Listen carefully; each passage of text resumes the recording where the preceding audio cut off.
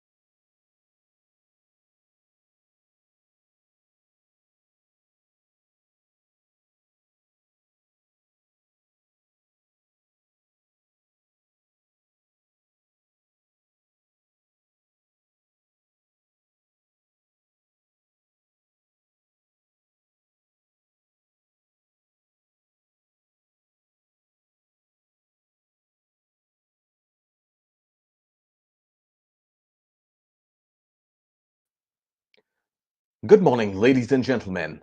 Welcome to the Future of Indian Industry, a money control virtual summit in association with Salesforce, streaming shortly.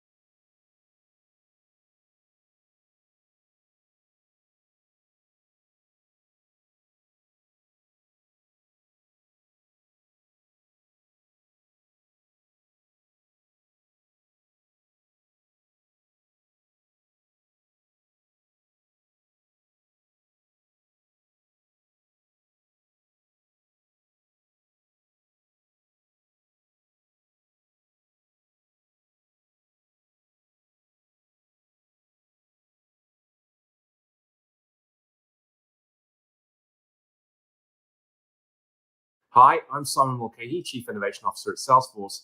And today I'm here with my colleague and friend, Peter Schwartz, who's Salesforce's Chief Futurist and the world's leading expert on scenario planning.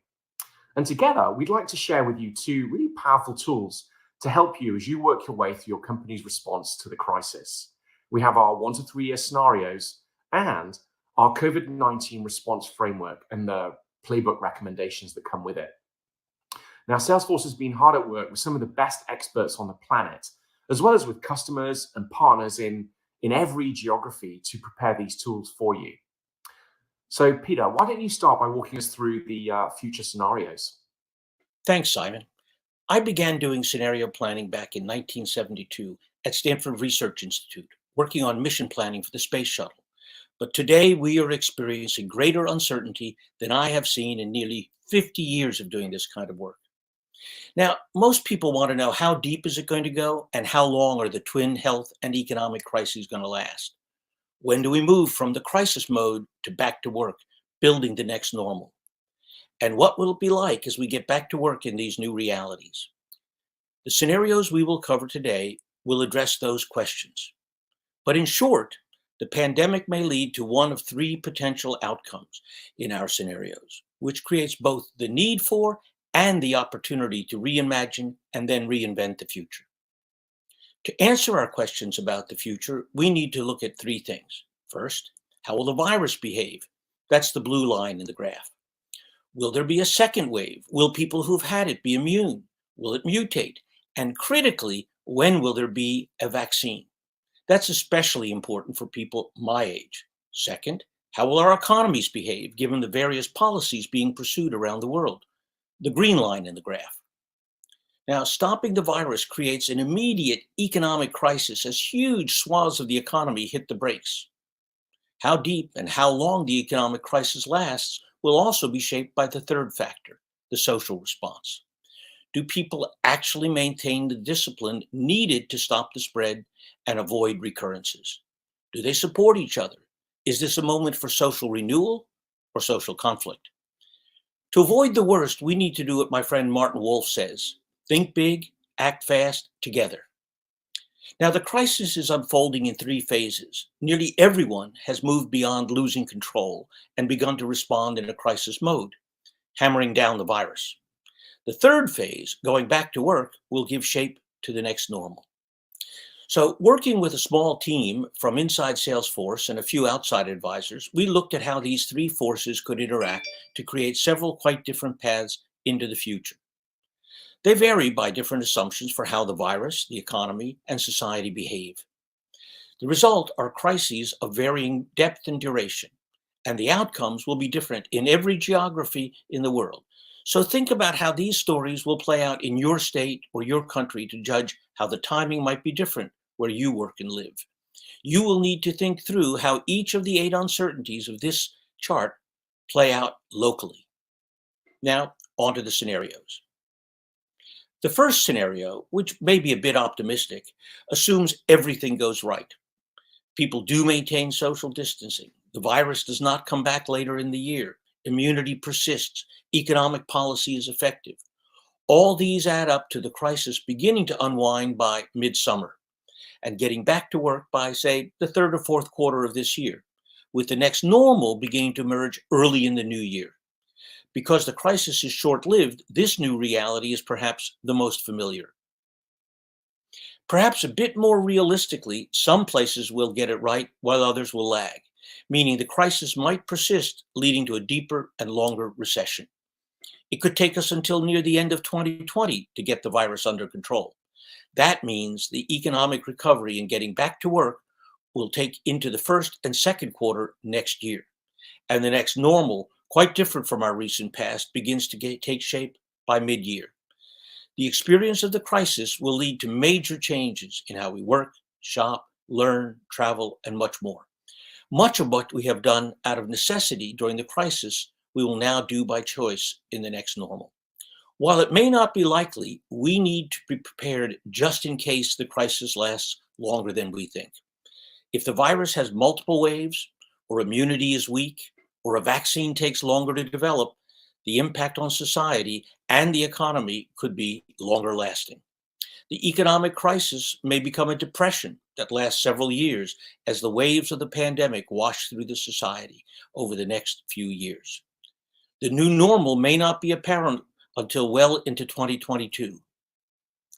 So, the old adage that necessity is the mother of invention will shape our response to the pandemic. We are already reinventing how we work, shop, learn, do medicine, and even govern, because we've had to.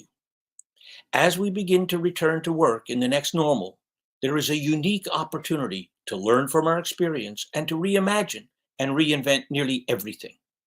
What can we do remotely so we don't have to commute or travel halfway around the world for an hour meeting?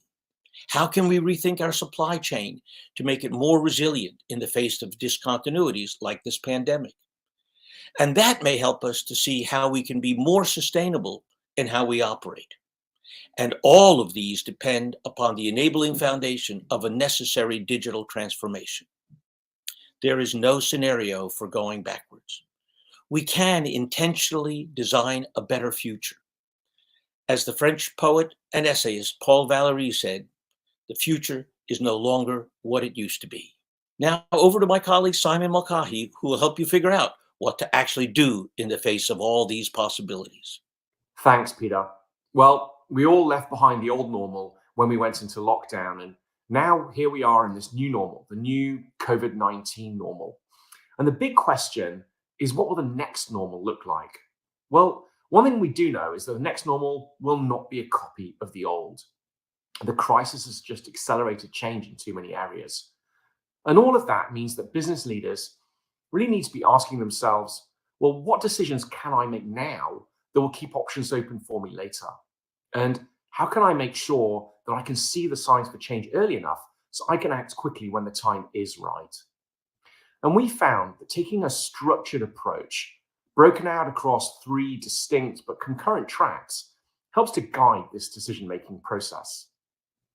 The first track is what we call stabilize. This is about mitigating short-term risks and pivoting to customer and employee needs.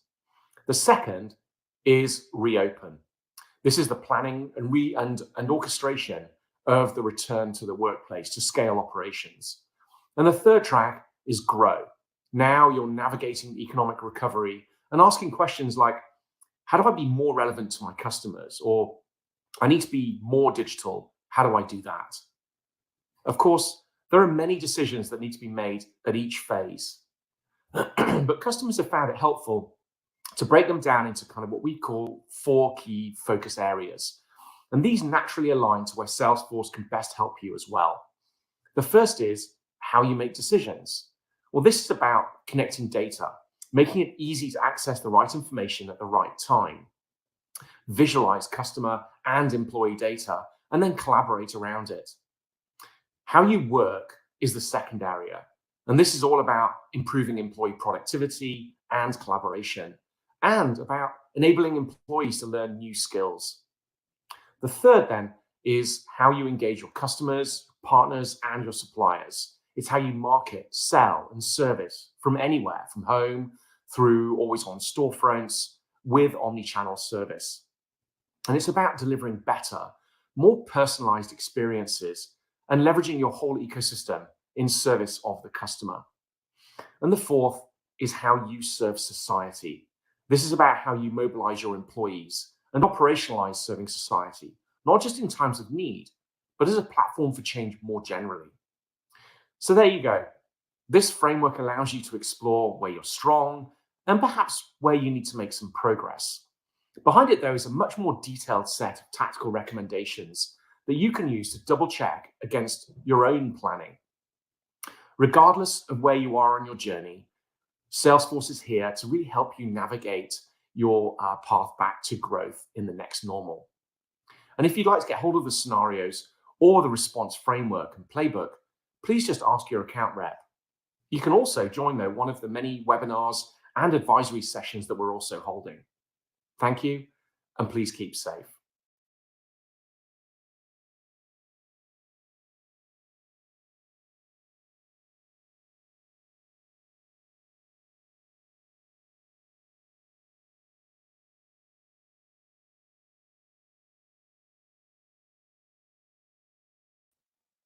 Ladies and gentlemen, we will now be starting with the first panel discussion. For the best virtual summit experience, you may want to put on your headphones now.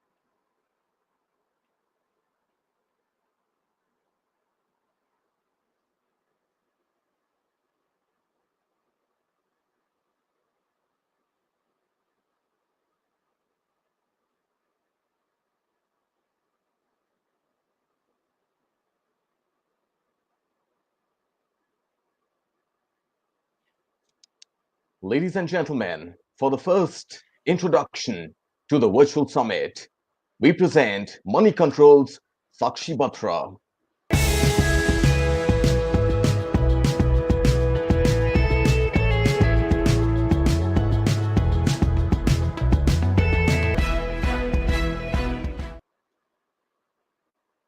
Hello and welcome. You're tuned into the Money Control Virtual Summit on the future of Indian industry, presented in association with Salesforce. And I'm your host, Sakshi Batra. Well, these are unprecedented times, and the COVID-19 pandemic, besides impacting the human lives adversely, forcing people under lockdown, has brought in a major shift in the ways we function, work, and perform our daily activities. Well, the real impact could actually take months to accurately put down. There is definitely need for us to start a conversation that really can bring minds from across the globe to share and to create an understanding of how the new world economic order will shape out, the ensuing business opportunities it will foster, and the industry strategies that it will alter. And this is why we bring to you the future of Indian industry to relevantly discuss the new realities of the post coronavirus world and its impact on organizations and businesses. Our wonderful audience today comprises of about 3,000 people who are joining us for this summit. I welcome all of you and all the viewers as well of Money Control all across the social media platforms joining us live as well. And with this, let me introduce our first panel to all of you. Joining me today is Mr. Abhishek Singh, CEO of MyGov, Ms. Daisy Chitilapilli, Managing Director of Digital Transformation Office from Cisco, Mr. Ravi Chabria, Managing Director, NetApp India, Ms. Sangeeta Gupta, Senior VP and Chief Strategy Officer, NASCOM, and Mr. Deepak Paragaonkar, Vice President, Solutions and Engineering from Salesforce. Many thanks for all of you for joining us on this Tuesday morning. And over the next half an hour, we will discuss how disruption is the new normal for businesses and commerce, and how technology is a key component in navigating a new normal at the workplace. Audience members, you can keep sending in your questions, and we will take them up towards the end of the panel discussion for about 10 to 15 minutes. Also, viewers on all our social media platforms, please use the hashtag MC Virtual Summit to send in your comments on the same. So let me kickstart and ask all of you first to give your opening thoughts on how COVID-19 has really created a big disruption in every aspect of work and workplace. Starting with you, Mr. Singh. Yeah, thank you, Sakshi, for hosting this. And in fact, as we are midway in India in the COVID crisis, and we grapple with the twin objectives of saving lives and saving livelihoods, what we see is that the world is changing, the world is evolving. While there are a lot of challenges with regard to tackling the disease, bringing in behavioral change, but at the same time, when we look at businesses and when we look at workplaces, we have to think of how do we continue to do the routine stuff, how do we continue to reorient ourselves in order to be able to face the new challenges. While it may appear that in the short term it will not be easy, but over a period of time, we need to adapt and look at it as an opportunity for the Indian IT industry especially, and look at what ways work from home and developing solutions, developing collaboration tools, developing products which may help bringing the culture of working from home and not only enable normal work to be done, but also create a lot of value for the industry as well as for the country as a whole. Absolutely. Daisy? Your opening thoughts? Actually, you said it, right? We are living in unprecedented times. And our first response, obviously, and I will give a very Cisco-specific version to this, our first thought was how to keep our employees safe, how to keep them productive. But being a large IT provider, we were also at the forefront of helping our customers and partners and governments stay safe and productive as well, right? And keep things as close to normal as possible. And of course, now 8 weeks into the lockdown, we are all pivoting back to how to go back to live, perhaps how to start living with the reality of COVID-19, and perhaps, how to rebuild our lives and our businesses and our economies and our countries post-COVID, right? So that's where the pivot has been to. But the more interesting thing for me, I think, in this context is the behaviors that we have adopted over the last 8 weeks or so, right? The extra focus on hygiene, the lack of trust in public spaces, crowded environments, etc., which was par for the course for most Indians. And if you talk to behavioral scientists, they say that if you do something for 2 months, 66 days to be precise, it really becomes a lifelong habit. And if that's the case, what will be the impact of these lifelong habits that we will form during this crisis that will impact businesses and governments and the way we interact with our consumers, right? In the context of this money control session, I'm very curious to understand that and looking forward to the conversation today. Right. Ravi, would you like to add to that?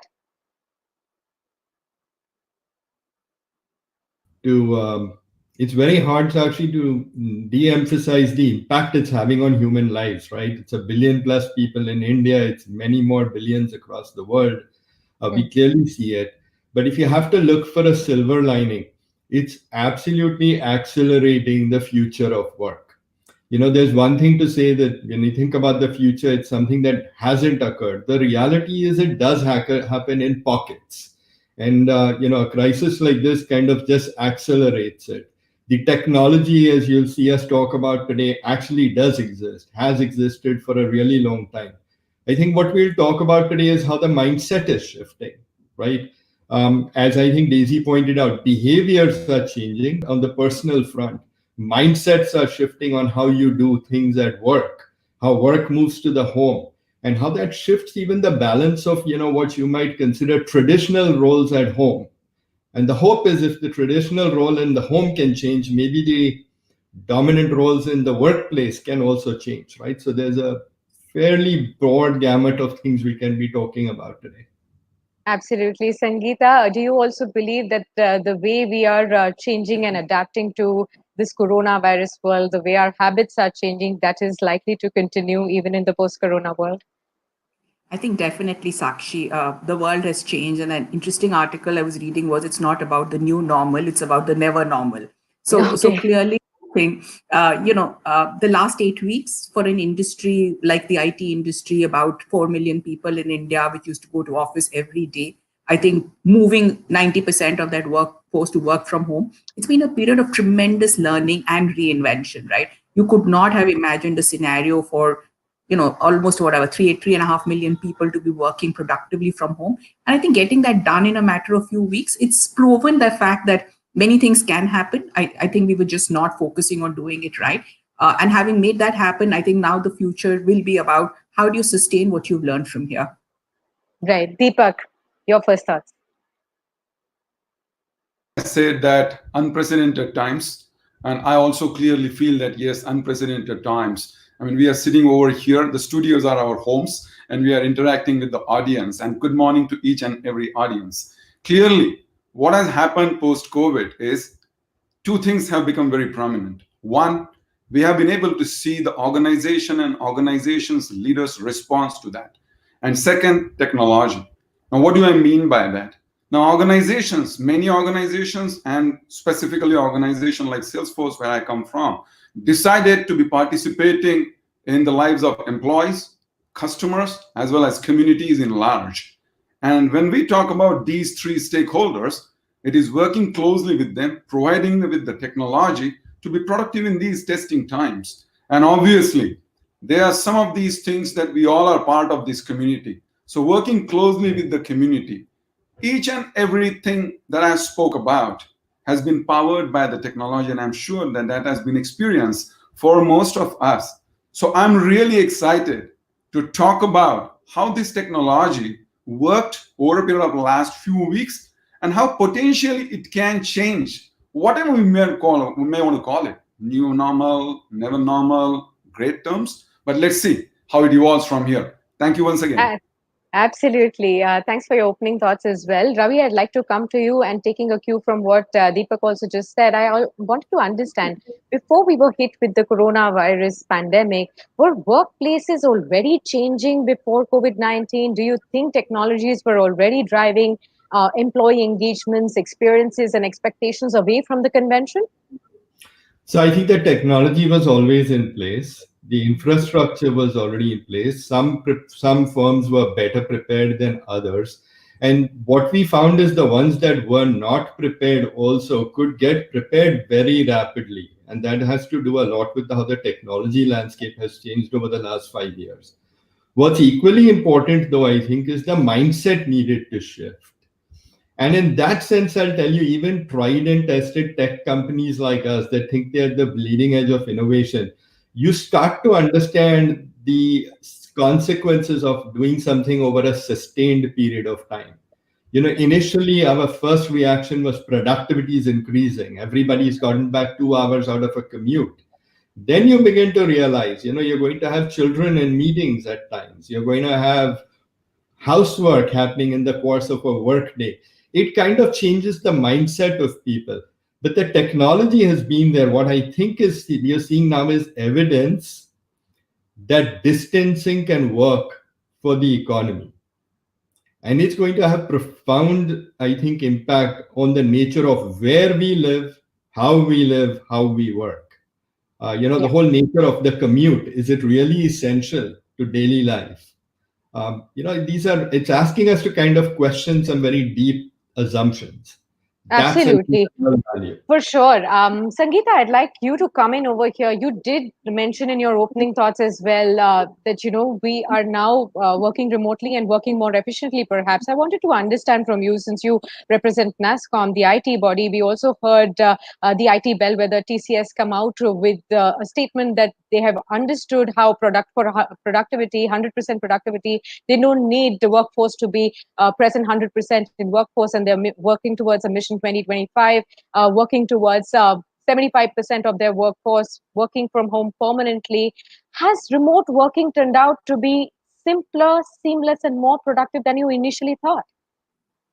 I think definitely, Sakshi, that most people had their, were concerned whether remote working would lead to productivity issues, because I think in the past companies have experimented with work from home and did not find it working to the level that they did. So clearly, I think a crisis is always the best opportunity to fast track changes and revolutions that are needed.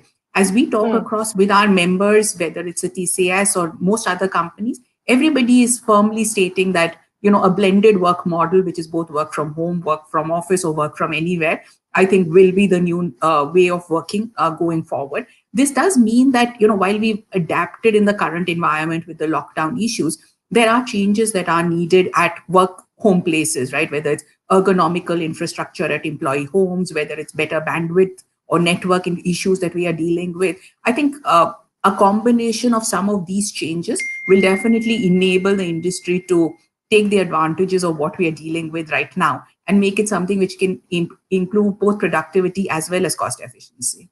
Absolutely. Mr. Singh, I'd like to come to you for an understanding of how technology is really changing the world.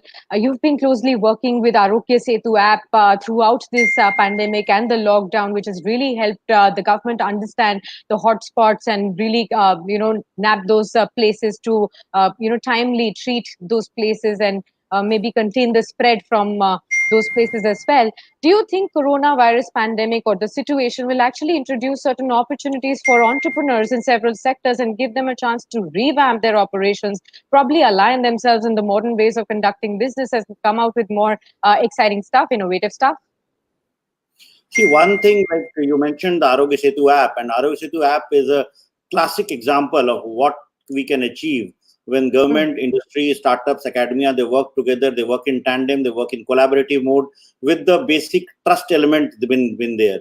So this app was developed with the best of Indian minds, whether it's from the industry or from the startup, IT Madras, or within the government. So we have a huge advantage of cutting down the product development cycle when we work in this kind of model.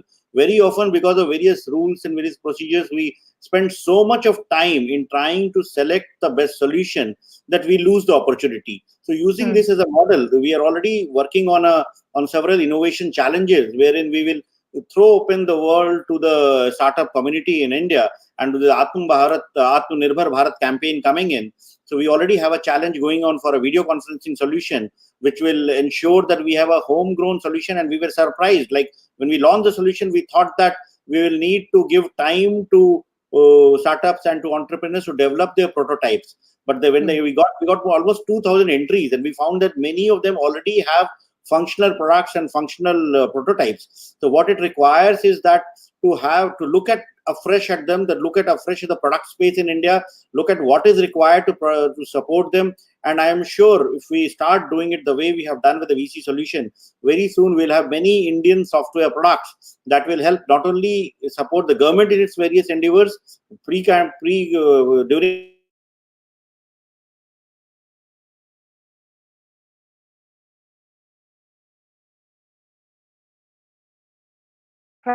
propelled new technology across all aspects of life, from e-commerce to remote learning or remote working and e-learning tools, including the likes of Zoom meetings that have become an everyday affair now. Do you think business leaders should build learning and adaptation to their reopening plans right from the start?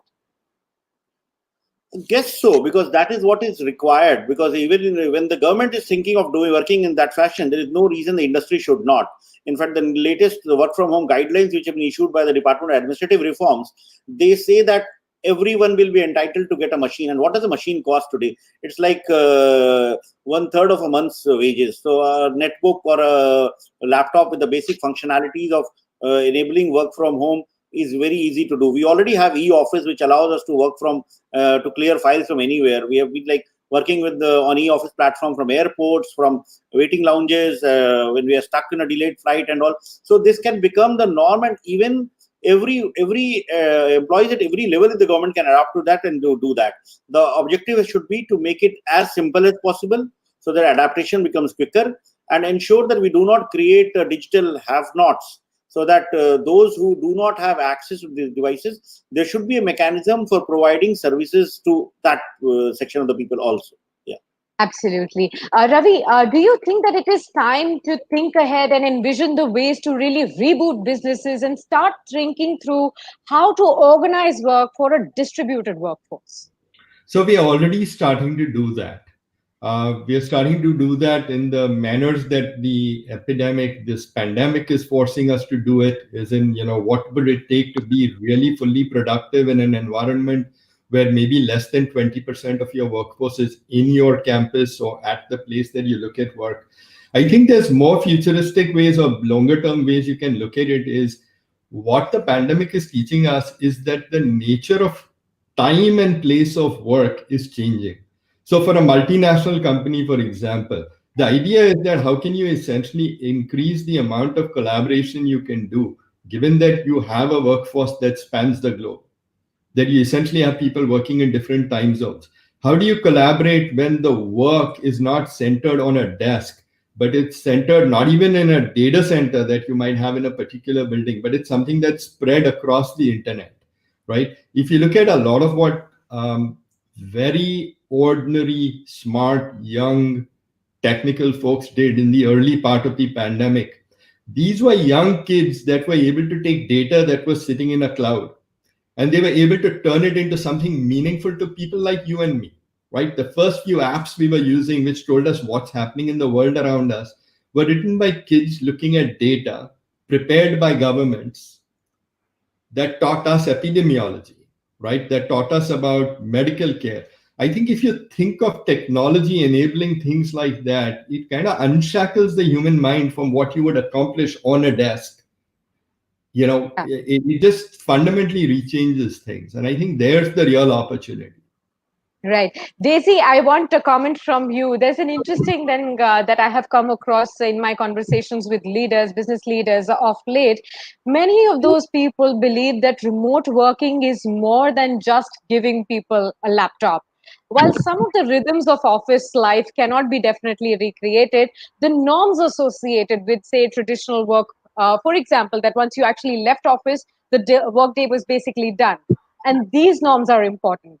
Some business leaders have actually described work from home in the current lockdown as it's not so much as working from home, and it's rather like sleeping at the office that they're doing, really. So how do we deal with that? Yeah, so just a couple, I think some of the points have been touched on by speakers previously on the panel, right?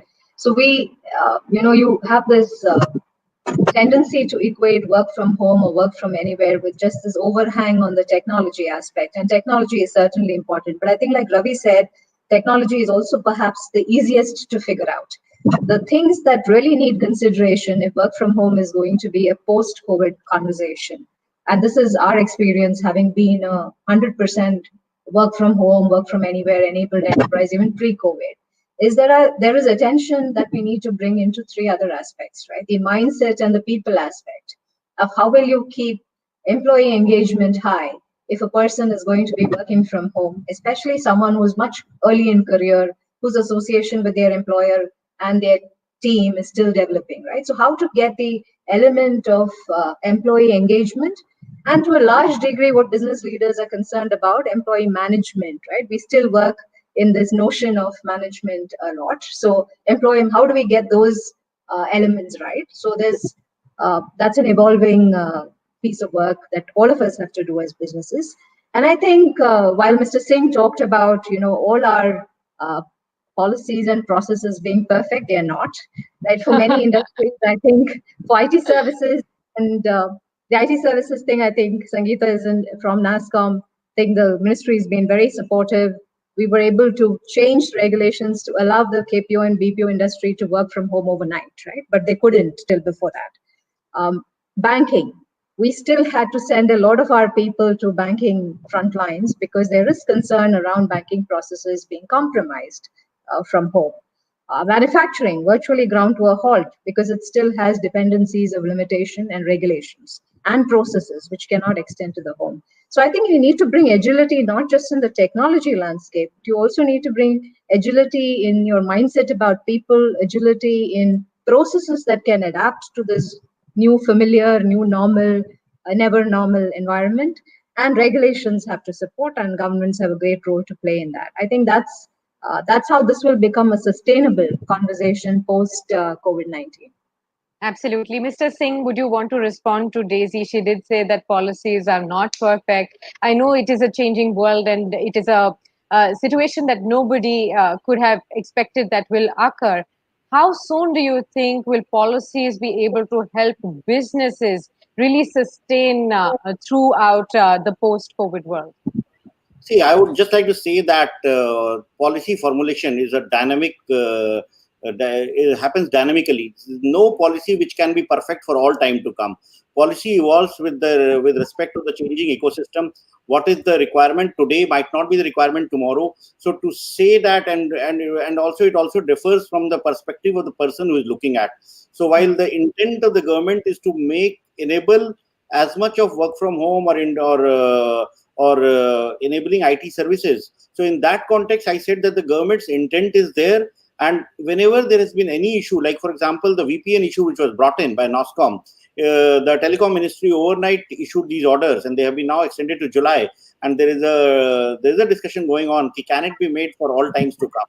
So there are issues which are raised by by people with security concerns. There are different industries which require different requirements. So based on that, policy formulation happens. So at no point one can ever say, like, I don't think I said that the policy is perfect. It's ideal from the time being. And the intent of the government is to look at all constructive suggestions and take it so that we enable the industry to grow and we enable people to work even in the situation of a pandemic. That's what I meant by saying. Right. Sangeeta, I'd like you to take one question that has come in from the audience. That is, will work from home be a crucial part of every organization going forward? Devajit Chanda has asked.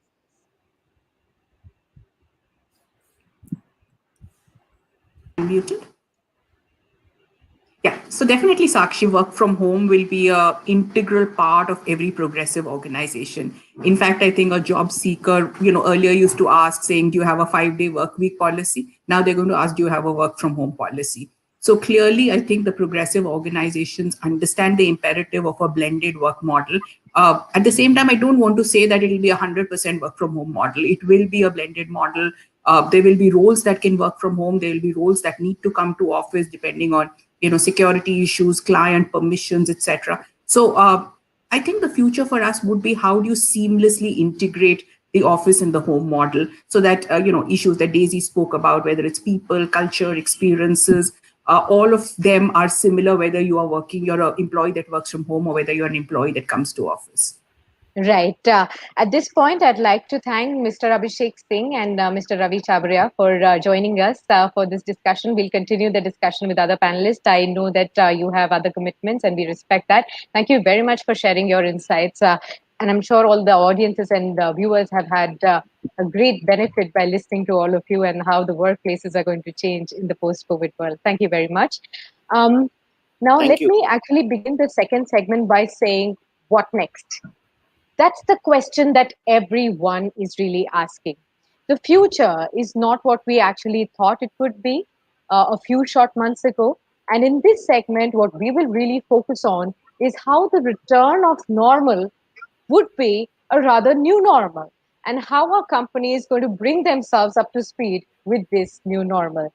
In this segment, let me begin with you, Deepak, and ask you to share your thoughts on how do you perceive this new normal to be? How different will it be from the pre-COVID world? Brilliant. So see, when we talk about the post-COVID, there are going to be two phases to it. One, the immediate, and the later one is going to be a bit of a midterm to long term. Now, when we are talking about the immediate, of course, the organizations are now going to focus on how to really reopen. And when we talk about reopening, there are multiple things that the organizations will need to consider. They need to consider how to get back their employees safely, how to manage the social distancing norms, how to comply with the expectations maybe from the government about taking the inputs about employees' health, providing the right information, taking the temperatures, and giving all the information to the leaders. So, like, just to give an example of what this immediate future will have. So companies like Salesforce are coming with something called the work.com, which allows the organization and its leadership to focus on the immediate part after the post-COVID. Now, later on, when we are looking at the longer term things, see, obviously, now people have got used to engaging through the technology and with the technology. So a lot of things are going to change. See, what happened? Organizations were looking at doing business continuity when the entire thing started unfolding. They started utilizing the tools and technologies which allowed them to enable all these things very, very quickly. Maybe we look at certain terms like cloud, digital transformation. They are likely to become mainstream now. Going beyond that, see, work from home, we have been talking a lot about that. That's fine. That's a place of work. But what were the employees doing at home? They were engaging with their customers. And in individual capacity, they were engaging with their organizations whom they were doing business with. They were engaging with their colleagues. So they were collaborating. They were doing transactions. And they were also analyzing their business. Now, these are all the technologies which are going to become more and more prominent. For example, when 24/7 support is to be provided to the consumers, then something like a bot-based customer engagement or customer interaction is going to play an important role. Look at the poor salesperson who is sitting alone at home and needs to talk to their customers. Then maybe a technology like artificial intelligence is going to provide the capability in the hands of that salesperson, telling him or her that, you know what, this is an important customer, engage with this customer. So there are a lot of these changes which will continue to happen. The enablement of the employees as well as the customers, working with the partners, usage of the technology like artificial intelligence, a lot of new learning mechanisms. So a lot is going to happen. So in summary, Sakshi, immediate term post-COVID, certain challenges and certain solutions. And then beyond that, a lot of things which are going to happen for the longer term. That's the way I would put it across to begin with. Right. Daisy, I'd like to put the same question to you. Could you share with us some of the ideas which could actually shape the global economy as it really struggles to define this new normal? And also practices that businesses should stop in the post-COVID world, which they should start perhaps, and those which they should really accelerate at this point in time? So I think there are a few trends to watch for, right? And I talked about in terms of behaviors and long-term behaviors that shape impact on business, right? So I think Deepak already talked about invisible consumer. So if the home economy is going to become center stage, and the consumer is going to become increasingly invisible, then how do you sell to that consumer? And there is a whole body of work that consumers will buy without seeing a salesperson, come to decisions on their own, etc. So the more information, transparency, etc., that you bring to your products and services and offering, the better it will be your chance of success, right? So that's clearly one way in which businesses will have to get expect a trend and start preparing for it. The second is any crisis typically tends to create a flight to quality, right? Flight to innovation and flight to quality. So as an example, the shared economy as so popularized by Ola and Uber is not looking the same anymore. So will that drive a return to car ownership, as an example? The jury is still out, but here's a question. Will Ola and Uber continue pool mechanisms the way they were doing it, or do they have to find a way to isolate passengers who are, traveling in their cars? Also, suddenly diversified businesses are standing a little bit more rock solid against the economy. Companies and businesses which do only one thing and do it really, really well are suddenly looking like a crisis of this or something of this nature that comes along can take the wind out of your sails. So diversification is suddenly looking very interesting as a business option. So you will find that adjacent to your core competencies, businesses will look for more things to do with the same capabilities. Right. Things like the way we manage supply chains, right? And that is important for businesses. We used to do just-in-time inventory management. When all the car companies ran out of spares in exactly 2 or 3 weeks after the shutdown happened, now managing inventory for production, maybe using technologies like 3D printing for plastic parts in broader number of industries is looking up. So depending on where you're sitting and what business you're sitting in, you have to see the consumer behavior that's going to inform your business or impact your business, and start preparing for it, I would say. Right. Sangeeta, would you like to add to that, as well as tell us what are the big challenges you foresee for not just yourself, but also for businesses, industries, and people as they step into the post-COVID world? I think Sakshi and Deepak, Daisy and Deepak have really covered most of the points. That I think the world, when we're living with COVID and the world after COVID, is going to be dramatically different from what we've seen till now. I think as businesses are preparing for what lies ahead, they're clearly doing scenario planning. And I think, as Daisy rightly said, contactless sales is the number one priority, especially in our industry where, while we virtualize the whole offshoring model, which was really disaggregating technology and bringing it thousands of miles away, sales was still something that required a lot of people-to-people interaction. So I think the whole focus on how will sales move online. I think the opportunity for innovation, as Abhishek had mentioned before he moved on, I think there is so many newer things that are now happening, whether it's education, whether it's telemedicine, whether it's virtual collaboration.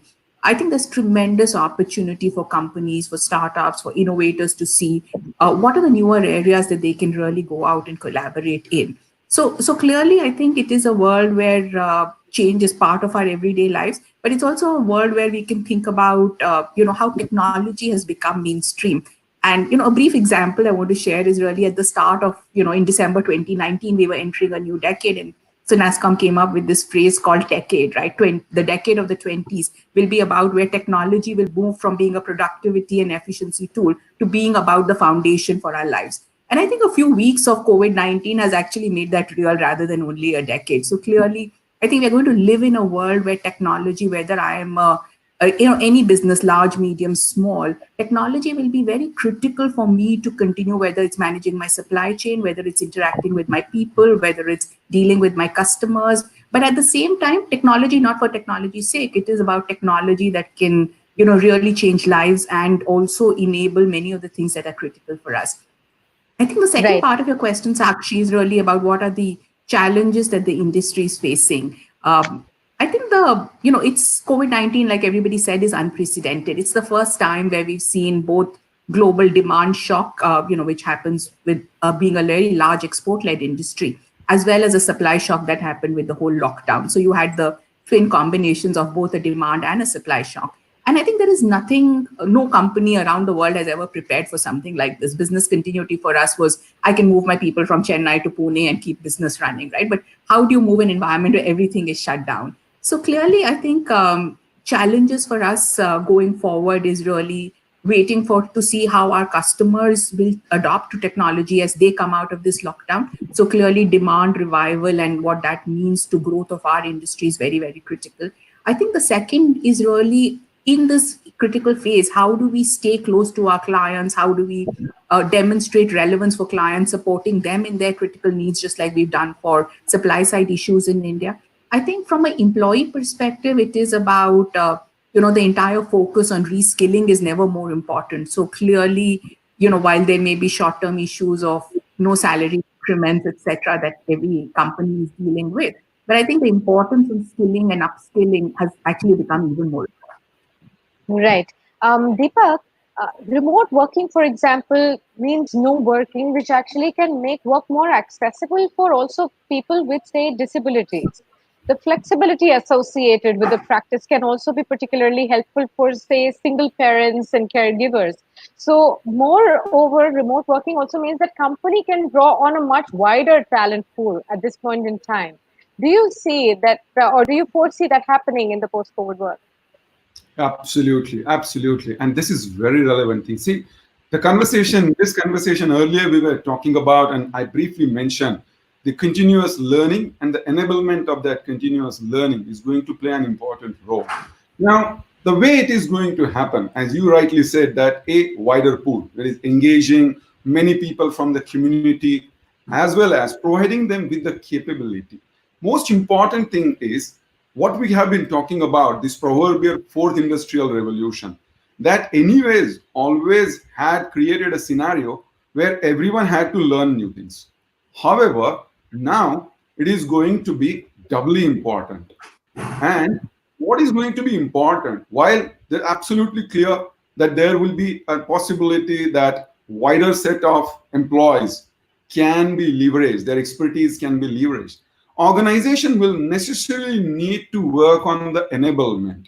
They will need to impart the education that is necessary in these times. And that basically could be a tech education, that could be education that arises out of the requirements of these kind of situations.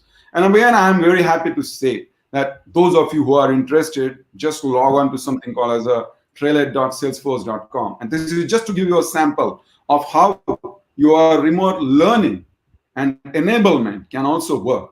So to summarize, Sakshi, clearly it is going to create a lot of opportunities. Organizations have the technologies also to enable people who really want to contribute towards their organization. The other segment I really must talk about is philanthropy. There are lots and lots of organizations which are working on philanthropy. They work on grants, they work on volunteering, and they need to have some solutions which are required for them to manage all of these very efficiently, like a mainstream business. And that is also critical, because this working community is going to be very, very important in times to come. So yes, a wider net of people becoming available for the leveraging of their expertise, including people who otherwise couldn't have come to the offices because of maybe disabilities, challenges, etc. Technology allows it to happen, but it can go beyond that. And if some people want to do the services for the community, technology can enable that also. So, right. Future is bright. Daisy, the future is bright, and that's what Deepak says. Do you think the new normal will actually have a lot of place for a wider talent pool, which companies can really tap on, and more technologies will evolve in the coming days and months and years, so as to give access to all those people as well? Yes, so Deepak talked about the differently abled, but I think we have a bigger constituency in the Indian economy which is not participating in our labor force, right? I'm a woman, I have to talk about this. The participation of adult working women in our workforce is in the low 20s. And there's enough number of studies which NASCOM has published, which McKinsey has done, which says that unless we can get women's participation in the workforce up to a more respectable level, our dream of being a $5 trillion economy is going to stay a dream, most likely, right? So, and this is a very much a locational constraint, because women, whether we like it or not, have the dual role of being society caregivers and caretakers, etc. And there was a study I learned that most women, qualified women, want to work within a 1 to 5 kilometer radius of their home. So this work from anywhere can bring in people of that nature, but it can also open up the gig economy. So it doesn't mean if you can work from anywhere, it means that you're not just looking for jobs in your hometown or your state or your country, but you can technically, with the right skills, access a job which previously the IT services industry has been doing in a very organized fashion. But a gig worker can actually go ahead and look for a job anywhere in the world. So world becomes your marketplace. So if you're good at what you do, then the world becomes your marketplace. And secondly, imagine the benefit of having qualified, employable, highly, high-earning people working in smaller towns, cities, and rural areas, right? That has an impetus on the economy. So it's more distributed economic development also that this can pave the way for, if we think about this in a very structured fashion. So yes, it is, in the short term, it looks like the world is coming to an end, and it is all the conversations around supply and demand are very real. But in the long term, with the demand for digital skills growing at 30%, with the ability to work from anywhere and having the whole world as your employer uh, marketplace, it is a bright future for someone who puts in that effort and stays in it for the long term. Right. Sangeeta, your closing comments. The participation of women in the workforce is a phenomenal, growth that can happen with everything that's happening around us. I think the only other part I would add to that is really how you can now work out of tier 2, tier 3 cities in the country. Till now, at least from our industry, a lot of the workforce was concentrated around the metros, leading to a lot of traffic issues, pollution, climate, and all the other related issues. I think today it creates an environment where if the social infrastructure in the tier 2, tier 3 cities can be improved, a lot of employees will be willing to work from their hometowns. Cost of living is lower, they have better support systems at home. And I think that can be, again, a much more happier workplace than the long commutes that the industry has had to do right now. Absolutely. Well, many, many thanks to you, Sangeeta, Daisy, and Deepak for sharing all these wonderful insights with all our viewers as well as all our audience members. To create a happier workplace is the goal, really, beyond the challenges that we are sure to overcome. To accelerate the road to recovery, businesses still need to instill this spirit of both purpose as well as optimism, and to make the case that even in an uncertain future, with effort, it can be a better one. Many thanks for joining us. Thank you, Sakshi.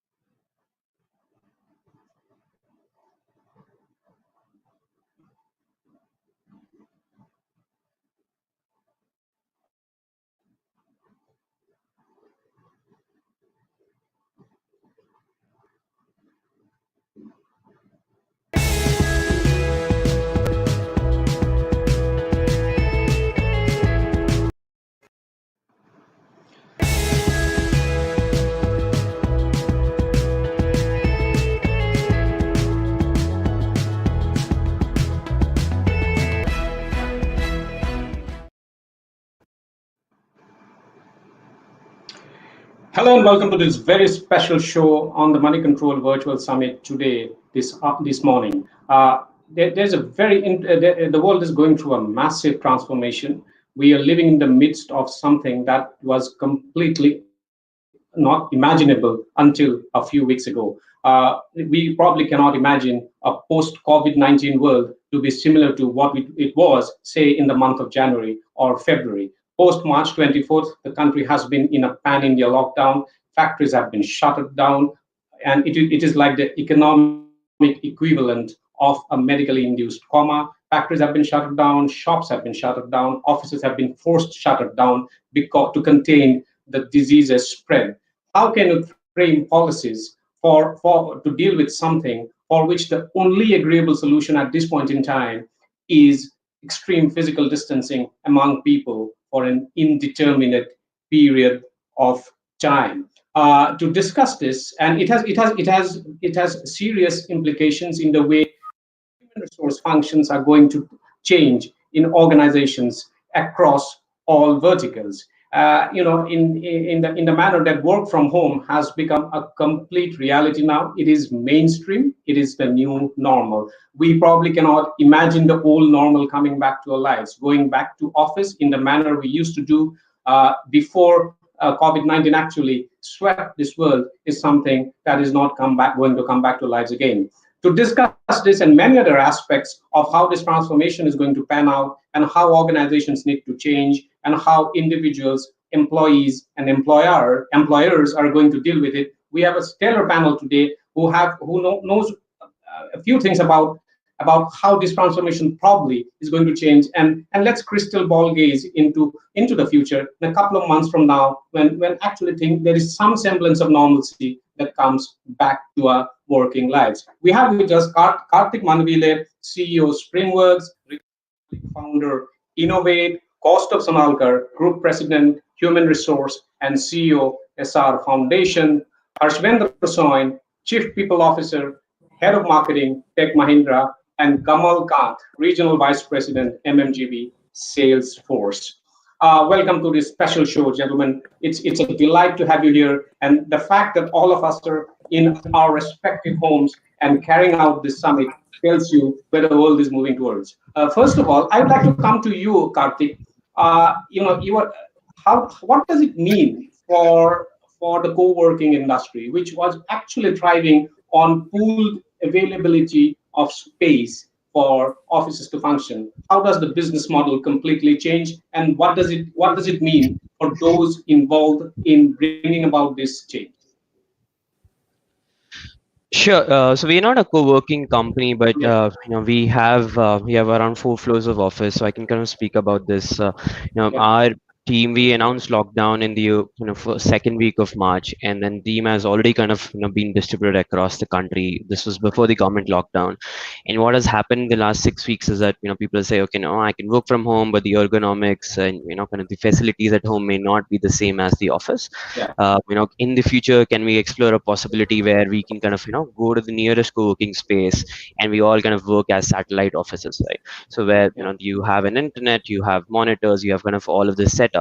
So I kind of see us going towards that, where we end up taking like a WeWork or co-works across the country, and you just have in every major cities and maybe multiple hubs of the same city as well. And I think this would be like a very interesting transition for startups and companies like us. Yeah, absolutely. So that is the point that I was trying to raise actually. Does it mean that for a company like you, moving to a co-working space in a completely redesigned environment is something that is going to be the new normal? Is it something that you're looking at, or is it something that occupying your own office space is something that is going to remain as a business model? Yes, so we have already left the office. So we've announced work from home till the end of this year, and I believe next year we will do the same thing, as you said, right? Have kind of pay for office space for people across the country, so they can all have like a nice environment to work in. Because working from home may not be for everyone. The ergonomics may not be there. People may not have the dedicated space. People may not have the same concentration as you get in the office, and also you kind of earn for some human social interaction as well. So I think this is what will happen in the future. Yeah, it's a good point. Actually, Ritesh, as a founder of Innovate, and Innovate is so visible across big cities in India, particularly in the NCR region.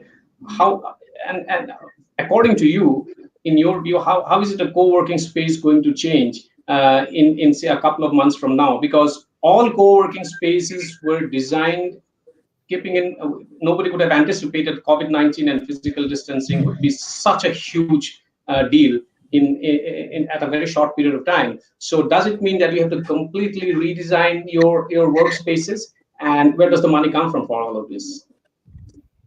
So, Gaurav, these are untested, unprecedented times. I think no one imagined that at this sort of a catastrophe would hit us. But I believe that when it comes to co-working spaces, I personally think that there will be massive shift and a permanent shift in mindset of people. Work as such would become very flexible. You will not see a lot of flexible office timings. You will see a lot of work from home happening. But as such, if you see, and as a medical doctor, I can tell you, work from home actually induces depression. So there will be a lot of flexibility in work, but permanent work from home would become very difficult to scale. That being said, as co-working operators, I do believe there will be a sort, even at least in the short term, until the vaccine is developed. I believe there will be challenges for players like us to actually sustain and have the same revenues that we had pre-COVID. But I believe in the long term, you will see more and more adoption of flexible workspace environments like co-working spaces. And also when it comes to work from home, it'll not be a permanent solution, but out of 6 days, at least 2 days would be work from home, wherein companies would partner with co-working players to actually build work from home infrastructure, which would have a proper firewall, proper internet, CCTV monitoring systems, a system for actually checking in access control mechanisms, a system which would actually build soundproof rooms within one of the smaller rooms of your house, and which will have proper gear with proper workstations, because us work from home and working out of your dining table isn't very scalable. That being said, we have also been receiving a lot of requests from a lot of tech founders of large Series C, D companies, and we've seen that they do not want conventional office spaces. What they want is a space, a cafe sort of a space where their teams can meet once a week, build plans, and then they tie up with us pan India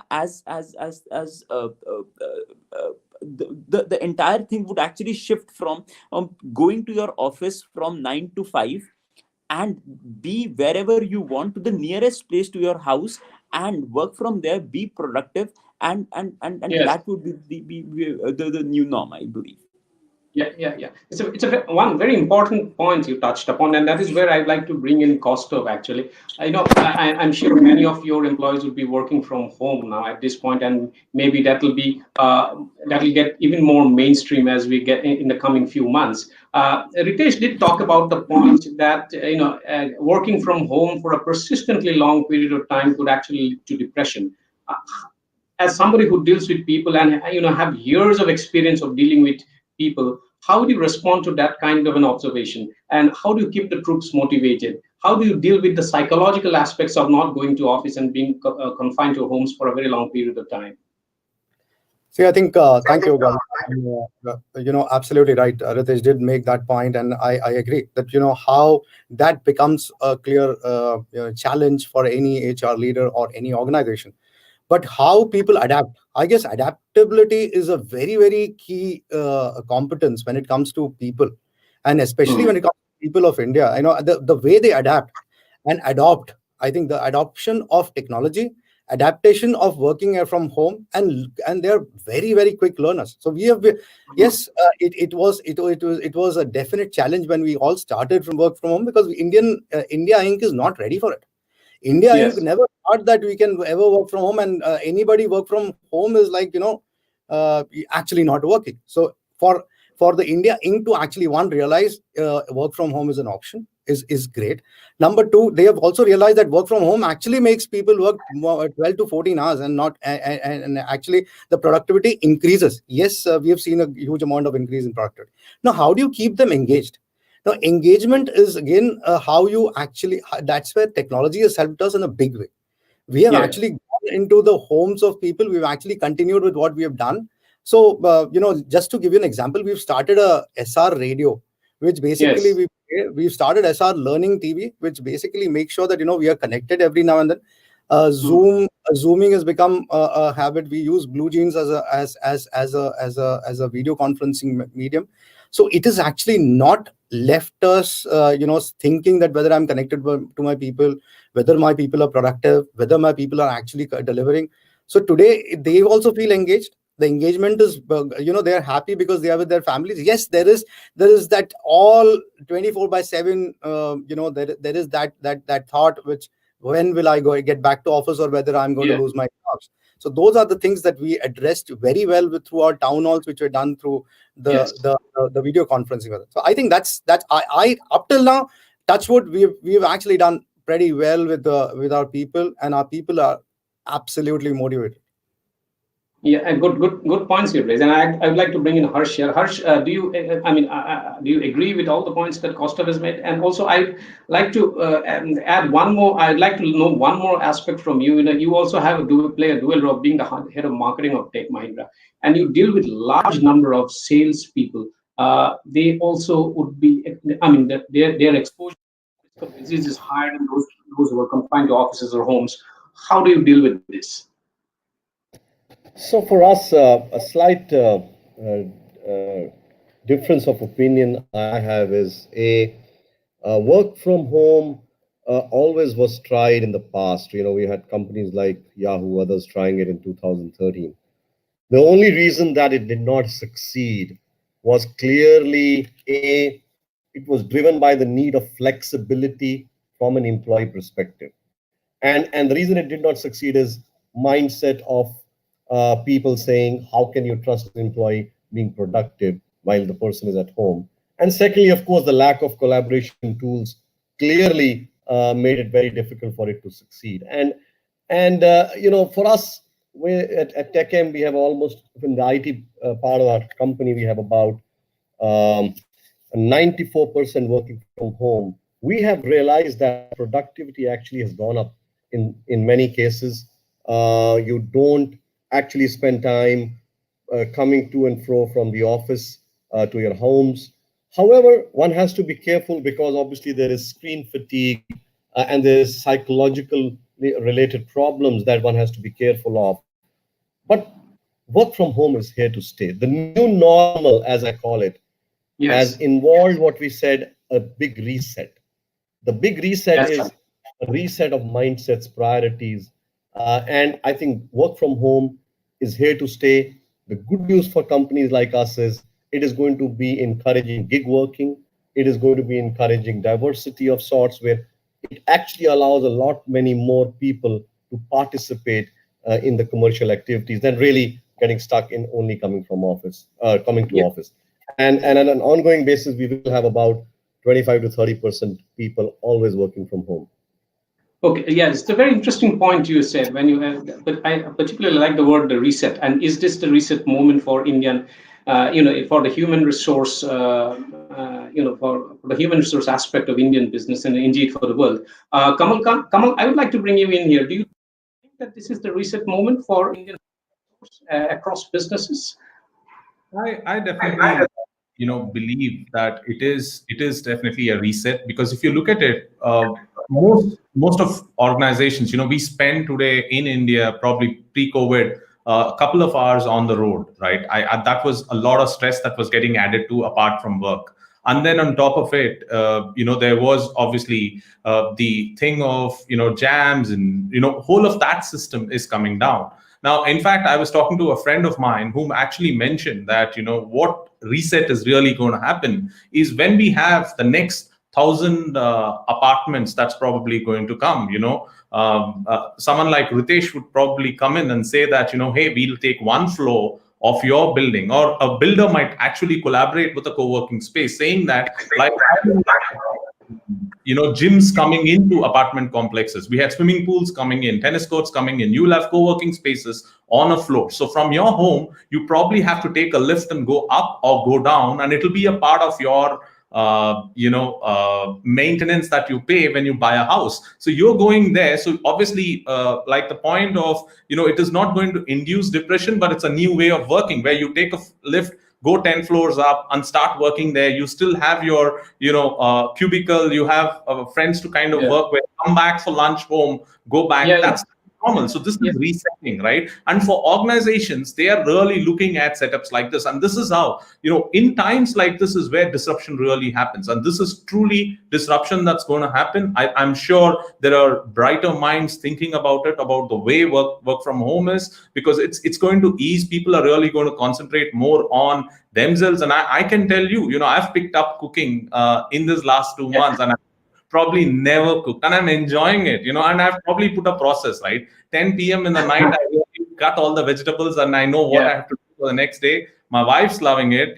Life's become, I've always heard, we talk about, work-life balance. In a sense, it's work-life balance, but then we can't keep doing this for long. So that optimal effect would come in where you find your office closer. I think this is going to bring in a real shift. And we are still in the process there, and innovation will definitely happen. Yeah, fascinating aspects you brought about. Ritesh, would you like to respond to that? On residential apartment blocks actually doubling up as co-working spaces. I mean, the only risk on a jocular note, or the only risk is if you might run into the neighbor that you would have loved to avoid in the lift, and you run into him in the same co-working space within the apartment complex. But jokes apart, do you think this is the way to go? Well, this is a brilliant idea. I think this is something which will definitely happen. We will see more and more offices being used with people who really want their offices to be near to their homes. People have actually started, there's a permanent shift in people's mindset that they've actually started understanding the value of life is very much linked to their family. We were not able to give a lot of time to our families. And I think in cutting down all the time that we redundant and waste of time in travel, redundant waste of time at offices will definitely get reduced. This is a brilliant idea. I think the only challenge with this is the governments are not allowing in commercial developments in residential blocks. But if the government addresses to that particular notion, I think this is something which will be the future of work. Yeah, right.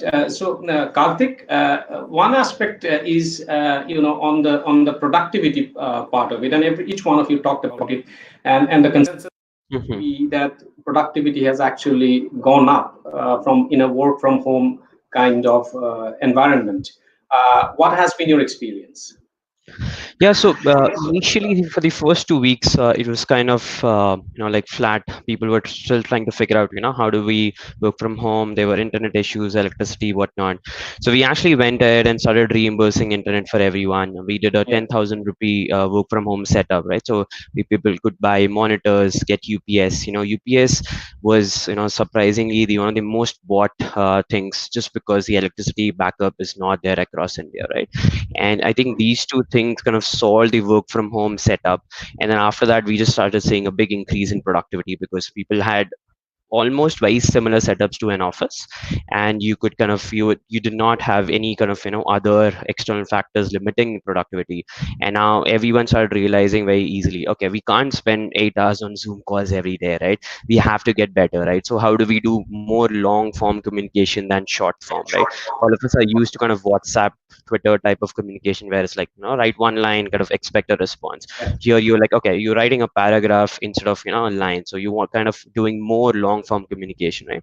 This is what companies like Basecamp and HubSpot have evangelized for the last 15 years, who've kind of worked remotely across the world, right? Long form communication is always helpful because takes time to kind of craft your thoughts, write it properly, send it to the other person, and so you don't really kind of have this back and forth, but it's like more thought kind of goes into the message, and then this kind of leads to less Zoom calls, more productivity, and then finally more output. Yeah. Kostov, do you think productivity has gone up significantly? Is there a point of inflection? And second, work from home is something that as a group, within your own group, this is something that is going to be more permanent.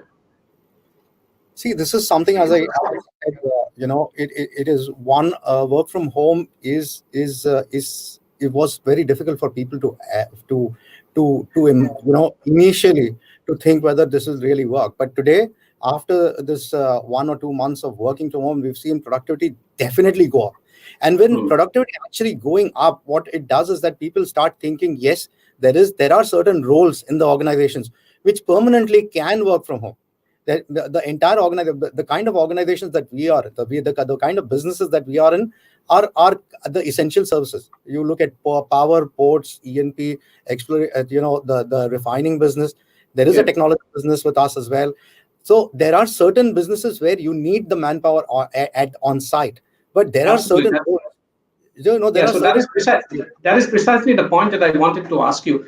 While many services can be rendered digitally, and it is, so work from home is like duck taking to water. There's no big loss of efficiency. But in the kind of sectors that your company, your group operates, refining, it's pure manufacturing. It's absolutely essential for people to be on the factory floor, on the shop floor. How do you bring in work from home in this kind of a setup? See, when you look at it, you start thinking about the roles that can actually work. We did that exercise, and when we looked at it, there are about 25 to 30% of roles, even in a manufacturing setup, which can actually move home. Which can people can actually spend that time and can play the same with same or actually more efficiently sitting from home. The corporate offices that we have in Mumbai or in elsewhere in the world, the corporate office definitely can work from home. There are a lot more roles in the corporate office which can work from, but there are few roles at the manufacturing unit level which can actually move back to move to work from home basis. And what actually does the beautiful part about this is that you can attract far more, that there is a set of people who are today sitting at home. The women are sitting at home who are educated, who are due to some reasons sitting at home and are not able to, that entire talent pool opens up. And that is something, that is something which is an opportunity. And though there is that huge amount of talent pool which is sitting at home today, that you can attract them. Plus, you have a certain set of people and roles which can move back home. Yes, there are certain roles in our kind of industries which cannot. But the government has been, even in today's time, the government, regulations have been pretty eased out for us for our businesses, because we fall under the essential services businesses, and they have allowed us to actually take precautionary measures and make sure that our productivity is not affected even at the shop floor level. So it is actually a win-win for you. You attract the greater talent pool, and you actually support the productivity as well. It's a very important point you raise, actually. Because of a work from home kind of a mainstream environment, it actually enables more women to progress in their careers. Otherwise, because of the domestic responsibility, many talented women we have seen actually, there's a disadvantage because they cannot progress in the manner they otherwise should and otherwise deserve to go, because of domestic responsibilities take center stage at some point in time in their careers. Harsh, do you agree with this point? And do you think so let me far bigger talent pool? Let me try and get some. So let's be realist in this. Everybody's excited about work from home, but let's not forget there are issues. Issues are, and we are an IT company. We are 94% working from home. We have experienced a great uptick in productivity. However, let's be realistic. We have 6 people to a room, which is a reality in India. I mean, how do you expect a BPO kind of an employee to work when there are 6 people in the same room and have the same productivity? Look at the privacy issues today. How they're real. The fact is, how can you expect a country like India to really think of all working from home if there are data privacy issues? Third, look at the other challenges. It's true that gig working is being promoted. Diversity is really being promoted. But if you look at the infrastructure, so it depends on, do we have 5G? If 5G comes in, maybe yes, it will give a big fillip to work from home. And I think we are big proponents of 5G, and we are at the leading edge of 5G technology, and I think that is going to be revolutionary. The cost of machines and the cost of equipment is essential. So basic infrastructure has to be there. In a country where you are struggling with electricity and power cuts, where you're struggling with, not many kinds of security around people where they stay, I think it's still far off. It is a good beginning. And when people ask me, why did we think of this before? Why did it take a black swan event to really make it happen? We should have thought about it. But imagine, even for our customers and clients, even for our companies and even for our families, to take that large step, it was almost a issue of survival that actually got us out of our procrastination and made us do these things. So I still think it is going to be a lot of challenges in making it successful work from home. Is it going to be there for life? I think it is. But I think it's slow progress where we will have to make sure infrastructure is proper. We have to make sure data privacy norms with GDPR, etc., have been put into place before we really say it's a big win for every company of every kind to work at home. And I think you have actually done a good reality check on where the constraints are. I mean, all of us are very optimistic, very hopeful, and very excited that work from home is going to be the new normal. But there are certain constraints, and that, Kamal, according to you, which are the big constraints if we were to make work from home successful, mainstream, more efficient? So, when the lockdown kind of started, right, we had Mahabharat being telecasted on DD. And I don't know if people who were born before Mahabharat happened on TV, but I can tell you this much, right? There was Abhimanyu, right? And it is called the Abhimanyu Syndrome, which I think a lot of millennials and probably Gen X is also going through. Is, if you're probably not aware, Abhimanyu died after he went into the Chakravyu. He probably did not have the knowledge, the domain knowledge, the the capacity to come out, and he probably did not know to adapt to the changing conditions, right? So that's Abhimanyu Syndrome. So today, after work from home, we have the domain knowledge, we have the technology, we know that change, and we have to adapt, right? So it's important for us to know when to log in and when to log out. So when work from home happened, everybody probably started getting on calls, and there were calls going on eternally, and there was no limit on timing. You're probably doing it from 7 a.m. to 12 a.m.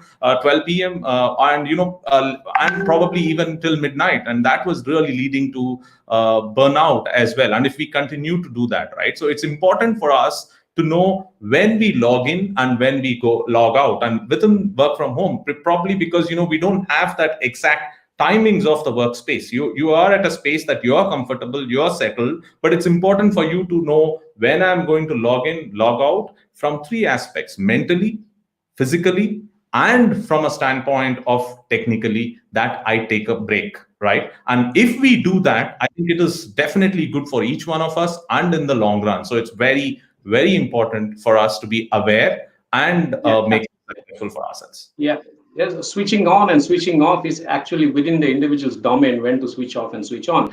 But one of the advantages, and I mean, in defense of going back to work in an office environment, is that one of the advantages of breaking the monotony of sitting down on your desk or working and plugging in for long hours was that you all of us had something called the water cooler moment, where you could actually sit down and get into an incongruent banter with your colleagues and basically let the stress off. In a work from home environment, you don't have that advantage. You don't have the option of chatting up with your colleagues. You can going out for lunch, or having lunch together and basically de-stressing. So Karthik, is that a problem that needs to be sorted at the psychological level, and it is something that's an HR constraint we need to look at because it did not exist before? It's a very valid question. So what we have tried to do here is have blocks in your calendar. So, and we use Slack as a communication tool, so you can kind of go snooze notifications, have blocks for like lunch, have blocks for workout times, have blocks for, okay, this is my silent time, this is when I want to focus on work and will not be responding to messages or calls, right? So kind of have those blocks in your calendar plus in Slack. I think it's very important to, as work from home becomes more prevalent, people will have flexible timing. Some people will start at 9, some people will start at 11, some people will go until 8, some people might take a 2-hour lunch break, and some people may work out in the evening, stuff like that. So it's very important to kind of have this defined schedule for everyone, and at the same time work with your team to kind of get that right. So I think two ways is, for what we have done internally is a Google Calendar block, and then inside the communication tool which we use, Slack, is kind of saying do not disturb or going on But snooze. how do you distress? How do you distress when you're working at home? For say you're sitting on your desk at your home Yes. for about 2-3 hours, and you Yeah. distress. Now, in an office environment, you could go and chat up with a colleague and talk about various unrelated aspects of work. Here, that option is not available, and that's a very important intangible factor that keeps productivity going, that keeps people motivated, and that actually freshens up people within an office environment. In a work from home environment, how do you deal with that aspect? So what we have done here is have like a chai break every day at 5:30. So everyone gets on a Zoom call, and we all kind of discuss nothing about work, right? So it has to be what did you cook today? What's the plan? We celebrate birthdays. We swiggy a cake to the person's home. Everyone gets on a call, with a video on. We all wish that person happy birthday, and we kind of do things like this. So play a game, like play Pictionary, kind of have some Bollywood quiz, whatnot, right? So all of these kind of things which are not related to work, and still kind of you get that time with your colleagues and peers on discussing things, everything except work, right? You kind of have to have that relationship, right? Because we've onboarded some people remotely over the last 6 weeks, right? They've never met their colleagues in person, right? That's just such a weird thing, right? And how do you even know their interests? How do you develop those friendships, right? How do you who do you talk to? Okay, I'm a guitar enthusiast, right? Who do I talk to, Yeah, right? So we kind absolutely. of started Yeah, doing those kind of things. Yeah. yeah, that's right. There's one question that is coming from the audience, and it's a very, very relevant question. Eventually, for businesses, it boils down to the top line. And when there is no business going on, the economy is going through a tailspin because the run has been like a mechanical hard stop. It's like switching off a bulb, electric bulb, but you cannot switch it on back. So everything will come back in a staggered every economy, every conceivable business is going through serious pain. How would organizations without strong balance sheets bear the cost of digital transformation at a time when their core business is bleeding? And this question has come in from a gentleman called Omar Razi. Costa, would you like to take a shot at that? Yes, this is a very valid question in today's world. Businesses business leaders are actually going through this very minutely today. When you look at the top management today, when what we have done is we have created a monitoring cell where the entire leadership of the group sits down, and there are 5 things that we actually monitor on. One definitely is our people and the safety of our people. Every day this is done.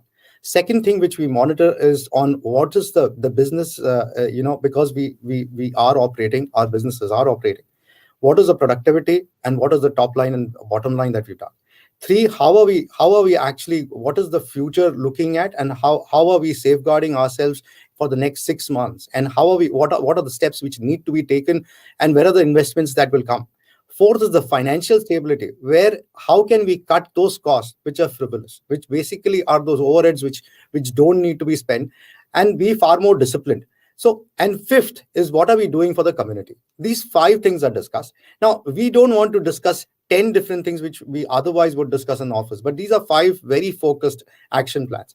When it comes to looking at financial, and when it comes to looking at bottom line and top line, the most important thing that we are currently looking at, how are we looking at minimizing the costs wherein we can safeguard the jobs of our employees, and where we can definitely make sure that we have the same set of employees continuing with us, doing the current jobs that they are, and how can we make sure that there's this new normal stays with us for the next next 6 months or so and plan accordingly. Those are 5 or 6 steps that we've taken. And, these are steps and I guess every organization is doing that. And, we fortunately, we are in a very different sector. And that is why that's why it's not impactful. This is what we are doing. That is right, and it's a very important point. There's another question that has come in, and it's very relevant. As I said, certain services can be rendered digitally from remotely. But an audience called by the name of Manan Nahar has asked this question: how does the hospitality sector work from home?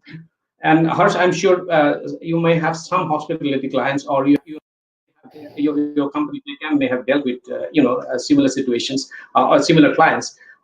What is your view on this? How do these sectors actually work from home when everything is related to people, contact with people? So I was in healthcare before coming to IT, and I can tell you that healthcare, like banking, has undergone a huge change. I don't even remember if we know when is the last time we actually physically went to a bank. Similarly, for healthcare and hospitals, it is about avoidance of actually physically going to the hospital, because once you go to the hospital, you are obviously akin to many other kinds of diseases and viruses, even in a normal time, and especially in the times of COVID. So home health has been a huge thing, not only in the last 2 months, but in the last couple of years. Home health is starting from diagnosis to really even delivery of medicines to e-consultation services. In fact, we have ourselves got into e-consultation services. If you go to Darogya Mitra, there is Tech Mahindra, which allows free consultation. But we've seen a huge uptake on that, because remember, people don't want to go to a hospital, and because there is no concept of general physician in India, unlike some of the countries abroad, you go to a hospital, say even for a cough and a cold, and you don't really need to do that. And if you have great e-consultation available, especially as I said, with AI, with blockchain, with your 5G coming in, your data speeds are going to quadruple or even more, and you're going to have much more access to e-health services than ever before. And I think, in my mind, healthcare is going to revolutionize by more and more people only going to the hospital only for a particular intervention. Otherwise, the OPD, as we called it, is going to be more on e-health basis, and people will be connected to specialists across the world through an e-platform. That's right. Yeah, these are absolutely very, very relevant points you've raised. Kamal, I would like to come to you. Pranav Singhal has raised, and it's a very, very valid question again. Is work from home possible in areas with no electricity or internet?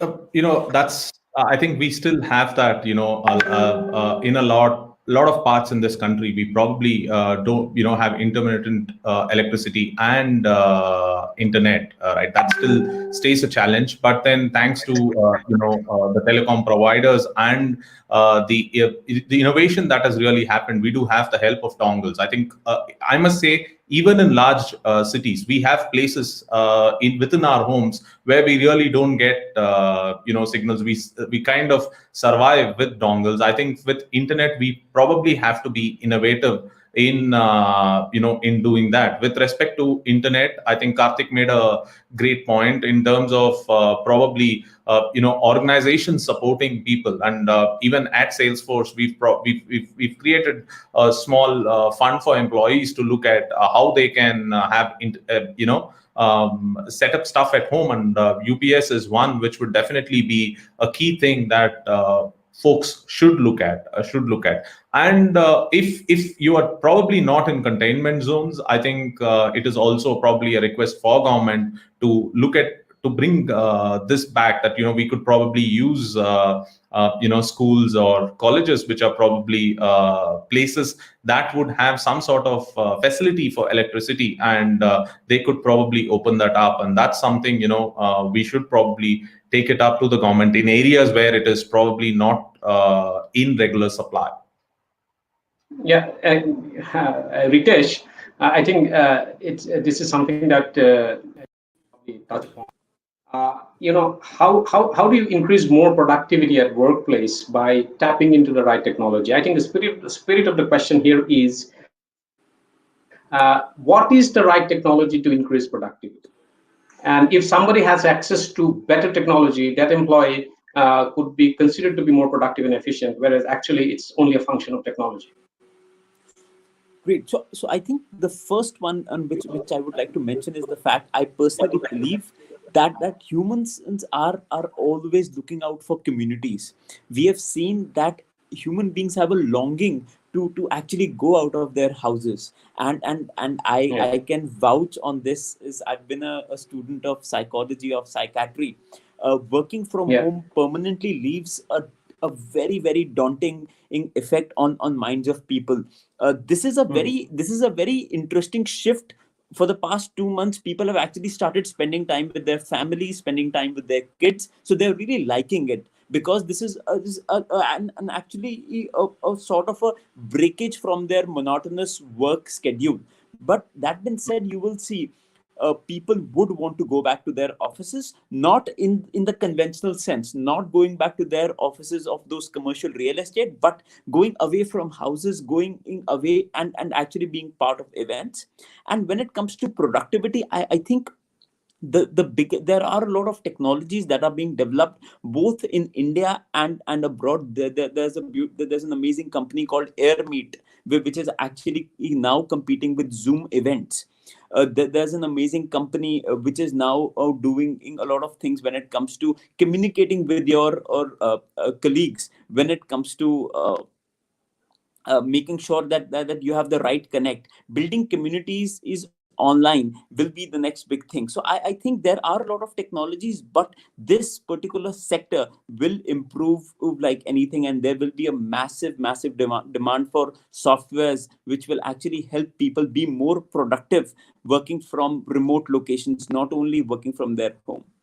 Yeah. So that is a question actually that was raised by somebody who's watching this summit, and her name is Sanjana Mathur. And a similar question is also, is being raised by Raj Daluja, who wants to know the opinion of this panel. Automation, and I'm quoting, and automation being a must for superseding and moving ahead. I think it's some of you have already responded to that question. Kamal has responded to that question, saying that the spirit of the question obviously is that somebody will probably be measured on access. Productivity will be measured on access to technology, whereas productivity should actually be measured on human talent rather than somebody's access to technology or not.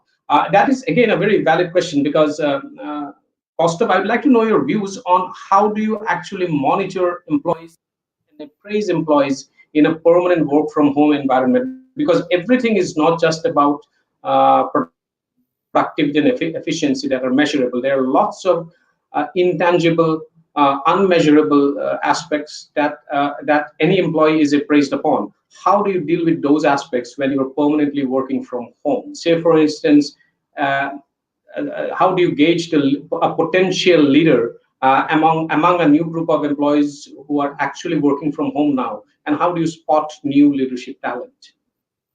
That's a great question, Gaurav. Leadership is all about. It's not about leading in steady waters. Leadership is all about how do you display your leadership skill when the going is tough. And I think that's when the true skill of a leader comes up. And you would definitely get so many leaders today when we are looking at I think it's a leader is not about performance. Leader is about getting the best performance out of your team. And in these adverse conditions, you would be surprised to find that there are so many new leaders who have come out, and they have helped the organization to actually. So how do you actually find out that your people are engaged, that people are not only engaged but are engaged? Meaning, how do you make sure that and there is that amount of trust that you have on people, and it is a cascading effect. And how does one leader make sure that your current team is engaged meaningfully and is actually delivering what you ought to deliver on a particular agenda? So there are like Ritesh rightly said, there are means and tools which can monitor a person's performance matrices through technology. But the productivity will come when the leader of the lot can actually bring out the best in that small team of his or hers.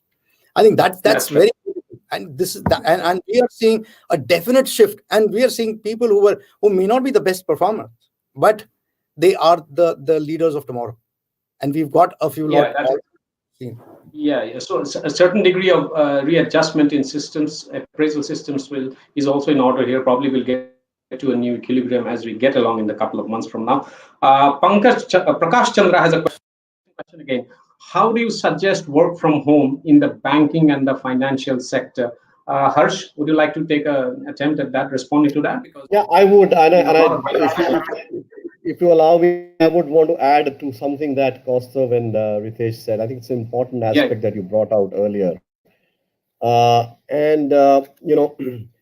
Leadership per se, Gaurav, is undergoing or going to undergo a big change.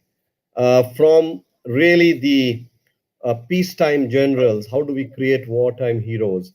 Because the idea of leadership from command and control to really going to inspiration and resilience is going to be a big challenge. And the fact that, and Ritesh did mention it, saying automation is going to be key, because today environment at home experiences are going to be crucial. You don't have an employee only captive for 9 hours in an office where you can actually impact engagement and experience of an employee. So how do you deliver an at-home experience to an employee? And you use technologies like blockchain, technologies like AI, etc. And similarly, your question, and the gentleman who asked the question on BFSI, again, I think new tech is going to revolutionize. Blockchain is already doing it. I think banking is undergoing a humongous change. However, banking and financial sector, we've seen many shifts from what used to be to what we are, and I think with blockchain especially, we will see another shift in this sector, and really from various aspects of BFSI will actually change. Insurance, for example, is going to be very different from what it used to be. Insurance sector is undergoing change even as we speak. Banking, financial markets, you've seen what's happening, and they're getting hammered around the world. So what do we do to really invest people's money in? I think is all going to undergo huge change. And I think, but BFSI is a resilient is a resilient sector, and even in COVID times, we are seeing that a lot is depending on the sector to resurge back. We have seen sectors like travel, transportation, retail being hit significantly, but I think it's only a matter of time before we all bounce back. But clearly, automation is going to be key. And just another 30 seconds, if I'll take, it's not expensive to adopt or adapt to automation. It is not expensive at all. And I think that's a myth that we'll have to let go and really sort of go towards taking solutions which are not expensive but effective. Yeah, and you came up with a very interesting turn of phrase, creating wartime heroes from peacetime generals. But there's a question that comes from James Sullivan here, and who wants to know that companies currently measure input factors like work hours that was perhaps a byproduct of working in an industrial era. Now, post-pandemic, post-COVID, should companies move to more results based on factors to measure work? I think, just to paraphrase this question, is it now time to abandon the old system of appraisal, and it is well past its shelf life, and develop new ones because of the new conditions? Kamal, would you like to respond to that?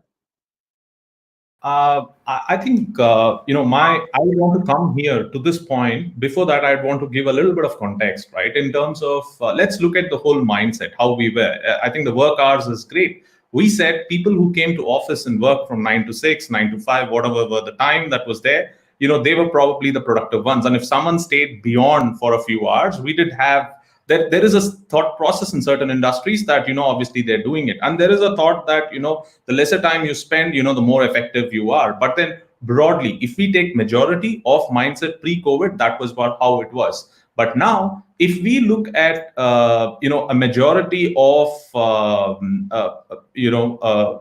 who are there, who probably become mothers, are primary caregivers, they probably had to take off, and they had to work from home at that time, or probably take a break in between. Either it is probably during birth or raising kids. They had to give up career, right? And that was talent that we probably were not tapping. Now, with this new mindset, that whole talent will be coming to the board, and that's going to add a lot more brain power to the people that we could add to each of our organizations. And that's something that's great. Now, let's also look at folks who were physically challenged, who had challenges probably coming to an office, but had to work within a certain time frame. That's again, we're going to add another layer of brain power, who could probably now start working from home. And also looking at in terms of age, diversity does not mean just gender. It means age.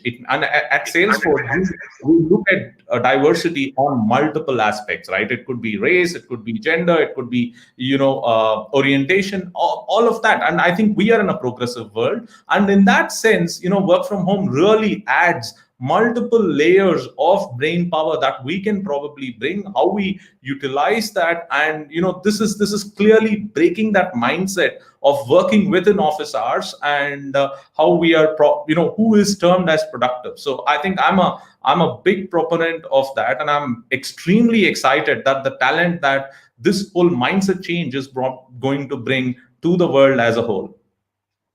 Yeah, so, and there's another question that has come from Abha, who wants to know, and Ritesh has alluded to it times during his initial remarks and later on during the course of this discussion. Abha wants to know, what's your take on the mental health of employees who are going to be working from home? Ritesh, again, for the sake of our audience, would you like to reinforce the point on depression that you made, that this is a psychological thing and this cannot go on forever? So yes, I personally believe that this is going to be a very short-lived phenomenon. Definitely work will definitely change. The way we work will change, but going out will not. We have to go out as human beings. We cannot stay inside home. It will become, and right now it looks very fancy spending time with your kids, but just imagine once the lockdown is broken out, we will see our kids going back to school. We will see a lot of emptiness in our homes, and we will definitely not enjoy that. I believe that work from home will be appreciated maximum 2 days in a week. We still haven't come to that level that in the next decade we completely shift into work from home. And also being in office is a very different, staying away from the family, being in office, being amongst your or colleagues is something that you cannot replace that with any sort of technology until holography and telepresence eventually evolve. Yeah, absolutely. And the constraints here is, as one question pointed out, how do you work from home when there is no electricity or internet? And that's probably true for large parts of the country. And although we are making strides rapidly, but that's also a reality that we need to be alive to. But Harsh, I would like to know your views on how do you communicate a bad news during that times. And I'm sure many organizations across the country, and we know that this is all out every day, are retrenching people, retrenching employees. That's a painful communication to make for any HR head, particularly at a time like this when prospects are extremely uncertain, and when people are not in office, they're working remotely. How do you communicate a bad news? So, as always, I think the fundamental rules haven't changed, Gaurav. Whatever the news is, you have to deliver it in a way which is humane. We strongly believe that, technology is great, but moments of truth are always human. And that's a belief that we live by at TechM. And whether it's good news or bad news, I think it's the way that it's delivered. And I would say that you have to take people as not a number, but a personality and unique personality. And therefore, communication has to be tailor made for each and every person as you convey the news, whether it's good or bad. Uh, uh, Communication becomes ineffective if it is only mass communication, keeping no nuances in mind. To be effective, I guess communication has to be personalized. Communication has to be done with a humane face to it, and communication to be effective has to acknowledge feedback. Most of the communication is one way, and listening is an essential part of communication that we forget. And obviously, if any person is being communicated bad news, it's important to lend a ear to what the person has to say. Important to make sure that there are processes in place which take care of the repercussions on psychological impact of such a news, whether it is counseling sessions, whether it is coaching, whether it is outplacement services. I think that's going to be a reality of times to come. And great employers and average ones are going to be distinguished between how they handle the communication and news to each of their employees. And I think great employers will still personalize. Great employers will still make sure that even if they have to communicate bad news, it's done with the person in mind and not just over a fax or an email. Yeah, it's a very important point you made, and that's a similar question. I mean, a related question has come about here, and Lalit Verma wants to know: do you feel all leaders must be tech-driven, be it sales, marketing, e-commerce, etc.? I think, to paraphrase this question again, I think while most of the focus is on employees working from home, very little focus is being made on the leaders who should be leading this, transformation. And there have been cases, there are cases where actually the leaders are found wanting on their ability to adopt technology. Cost of something that a rather more some kind of more adaptability needs to be demonstrated by leaders across industry groups. See, leaders, empathy is a very, very short word, but a very important word, and emotional connect. No technology can replace empathy. No technology can replace emotional connect. No technology can actually replace that one-on-one discussion that a superior has with or a boss has with his team. No, the leader is as we spoke earlier as well. A leader is when the chips are down, the leader actually works out.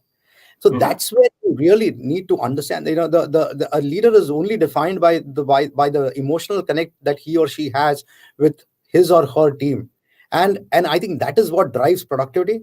That is what drives the passion. That is what drives the delivery, and that is exactly which will basically mean what kind of any kind of news that you want to communicate, you can communicate through it. Trust is what actually is built via all these transparency and trust are the two extremely critical pieces in these times. And technology is just a mere enabler. I reiterate here that technology can never ever replace a human interaction, and interactions have to be there. Now the medium could be technology in today's times, but the medium has to be one-on-one. The medium has to be individual to individual, heart to heart. It can never be email, like Harsh rightly said. But I think that is where the true test of leadership comes in. And when you look at leadership, you evaluate leaders in these times on these parameters. So leadership evaluation also happens. It is a by process. I don't think you need to do a detail, because there are I'm sorry, but HR has come up with several testing methodologies where you test leadership. Leadership cannot be tested. Otherwise, I always bring up this example of Sachin Tendulkar and Dhoni. You didn't require a Dhoni if you had a Sachin, and that's the difference between a skill and leadership. So you actually need that kind of you identify those leaders from within, and those leaders come out. And I think that's the and that's if you bring it on the ground, when the rubber hits the ground, you get to know who the leader is. Okay. Karthik, do you think going ahead, and as Ritesh pointed out, this is a psychological and people, behavioral people, and it's a human tendency to actually interact, and we are social. We're social after all. Do you think a psychologist, Yeah. a trained psychologist, will be a mainstream function of human resource going ahead? So I think it's a very valid point, and research has shown that humans are by nature, social and want a community and whatnot. But I think at the same time, the research has not really taken, in fact, that there is now AR and VR and all these other newer technologies, which was not there, earlier before. Now with Oculus and all these new types of VR technologies, like we can actually closer to people. You can be sitting in a small village in India, be talking to someone in US, playing a game with them, or actually interacting in a second world, right? So it can be like a virtual life as well. So it's a very different than what we had earlier. So I don't know if this will actually kind of change a lot of psychology, or the having the need of psychologists for across employees whatnot, because we have other means of interacting with humans now. There is the entire world of internet, plus now the entire new world of VR, which is yet to kind of hit in India, but it's already kind of hitting across the world. So this actually brings people closer, and this might be the kind of the solution, and may not actually need a lot more psychologists than before. Yeah, thank you. Yeah. Thanks, Karthik, for these very important points. And I'm extremely thankful to the panelists here for this very insightful discussion, adding a lot of perspective on basically crystal into the future, what our lives could be, how office spaces could be, and how human resource functions are going to fundamentally change in a very dramatic way that we probably couldn't have imagined, say a couple of weeks, even say in March, even sometime in March also, we probably couldn't have imagined that this kind of transformation will be upon us. Thank you, Karthik, Ritesh, Kaustav, Harsh, and Kamal for joining us for this very interesting and insightful discussion.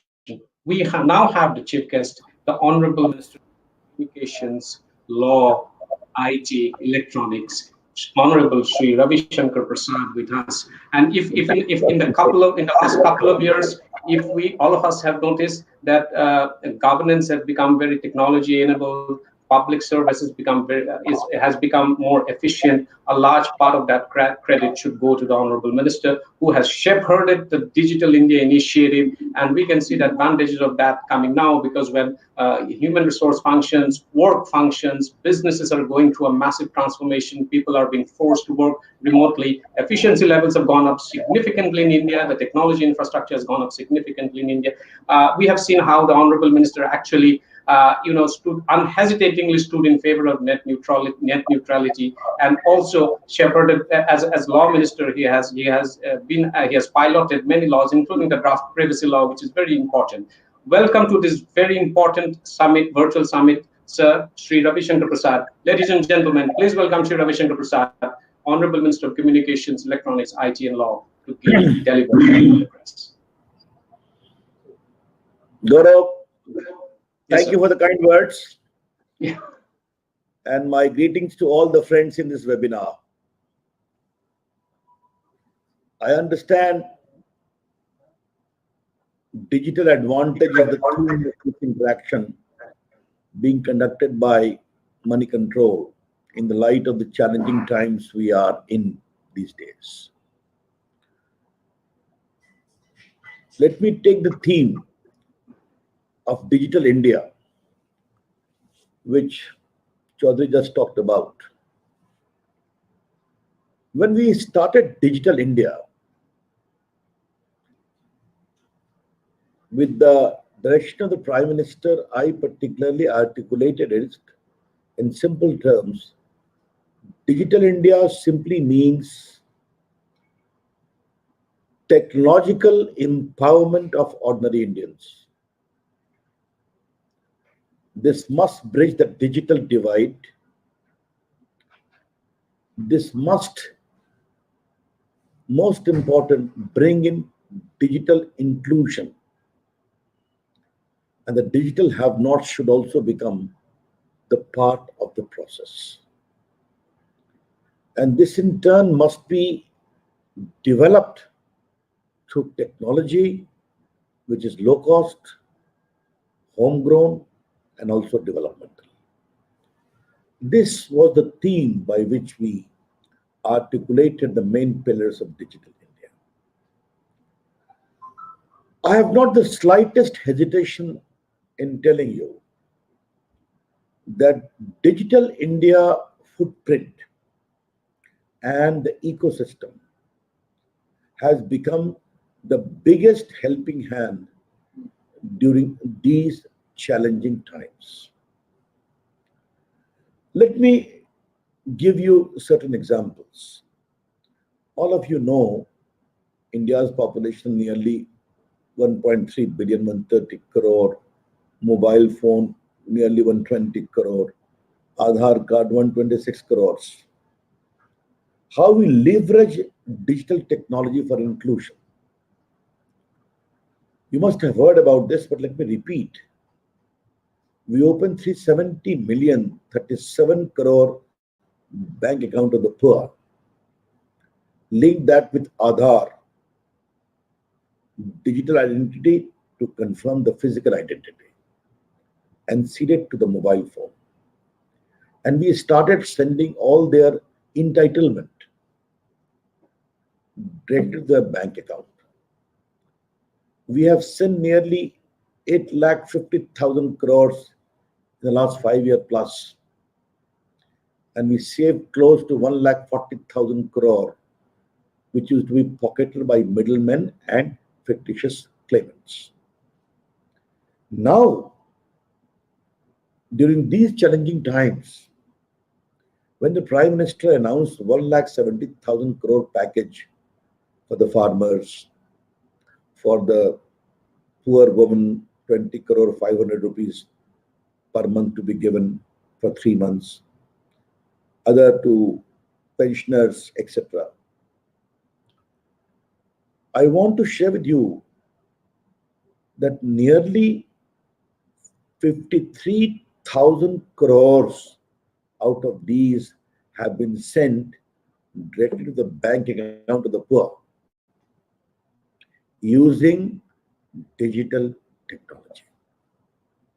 Whether it is also the farmers Kisan Mandhan program, 2,000 every 3 months, close to 17,000 crore have been sent. Like the Manrega payment to the poor.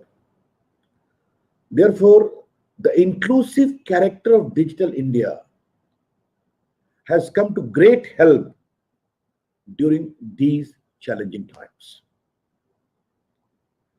Now, once this issue happened, once this pandemic came, there were challenges. People from the IT industry, from the NASSCOM requested me. And I overnight liberalized the entire work from home norms, including the heavy security, other requirements, fiscal and others. I said liberalize. Today till 30th of July, I've extended it. And I'm very happy to learn from the stakeholders, including all of you who are listening to me. The substantial work is being undertaken from home. I've also told my officers to work out a proper positive plan whereby we can make it a structured institutional framework as I see the post-COVID world. Just on the first point of delivery, I asked my postal department with their wide network of Dakia everywhere, postman, please undertake digital payment to the remotest part of the country where they cannot go to the bank or bank is not available and the challenges of lockdown.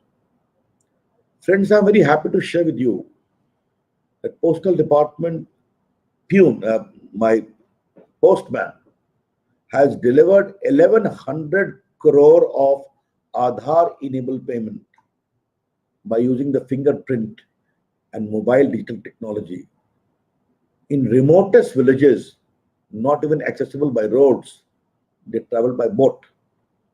Apart from the 28,000 crore which India Post Payment Bank ultimately transacted.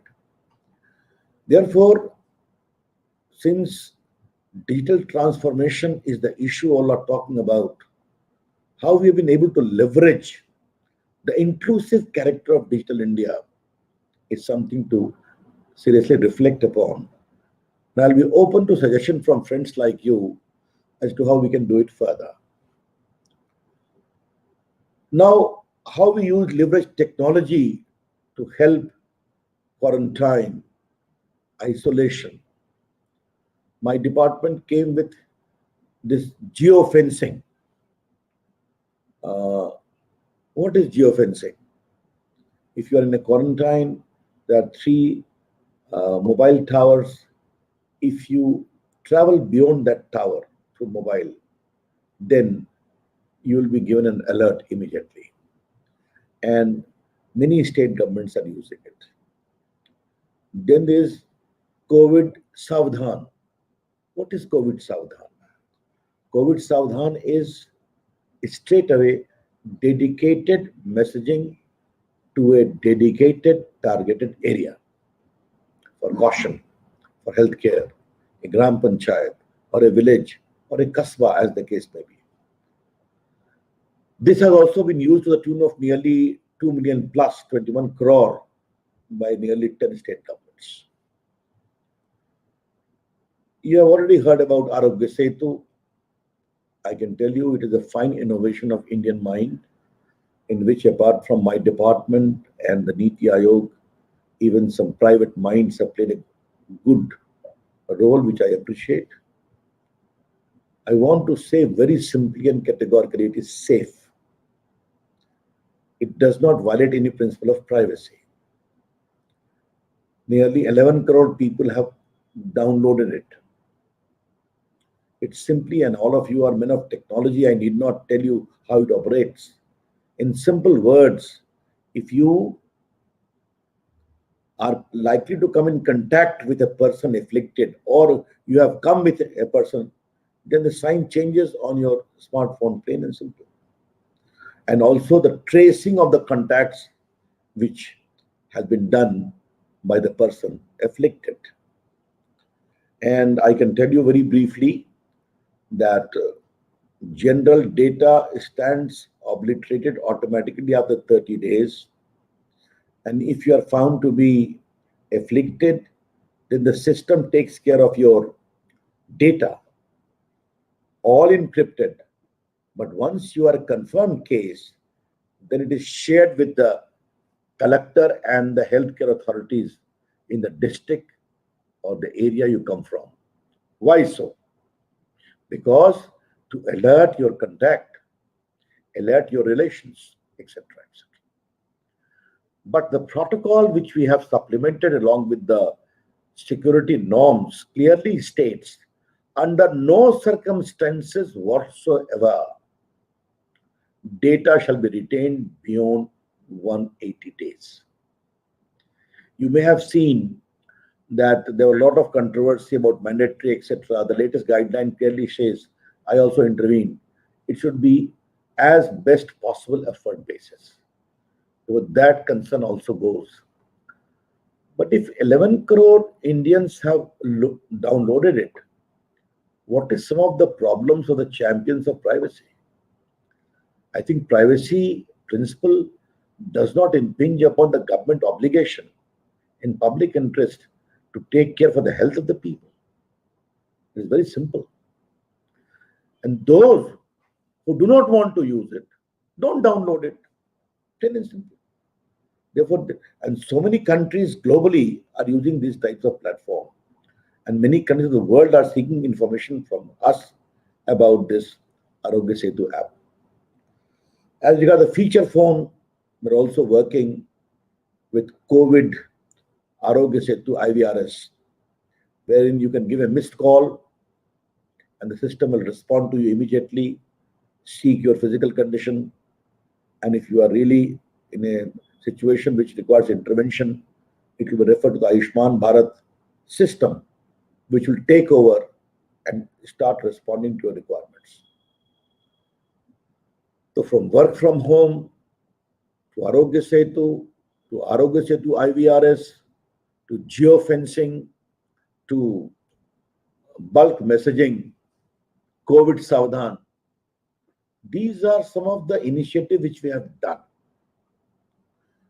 I understand video conferencing is going to become an important norm. You may have heard that I've already instructed my department of IT to have a proper hackathon. Indian startups and others must come. It is high time India must have a robust made in India video conferencing facility. Nearly 2,000 applications have come, and we are sure the innovative entrepreneurial minds of India will find a good response to that. Yesterday, I took a presentation of my CDOT, which is a research body in my communication side. I'm very happy to share with you that they are on the process of making a very good video conferencing facility, which will have the provision of the best in the world. My friends, it is high time that please start thinking innovative to come with ideas which can take care of the challenges which lies ahead of us. Corona and its after effect are going to remain with us for some time to come. But there are ways of looking at it. Either you sit in a sense of pessimism, or you treat it as an opportunity. That's what the Prime Minister of India has been talking about. And most of the financial packages which the Finance Minister has already shared with the country, and all of you know, for the poor, for the farmers, for the MSME, to others, 20 lakh crore of announcement by the Prime Minister, plus other relaxation of norms for the IBC, for the Company Act, for filing of return, for the filing of GST, are known to you. I need not repeat that. But what is important is, do you see it as an India moment?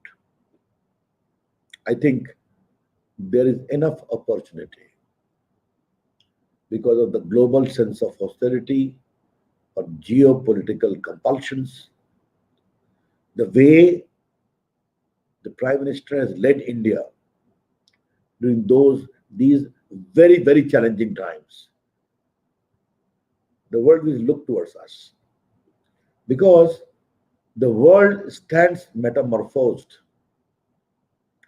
This far-reaching change in the global landscape, friends, comes hardly in 100 to 150 years.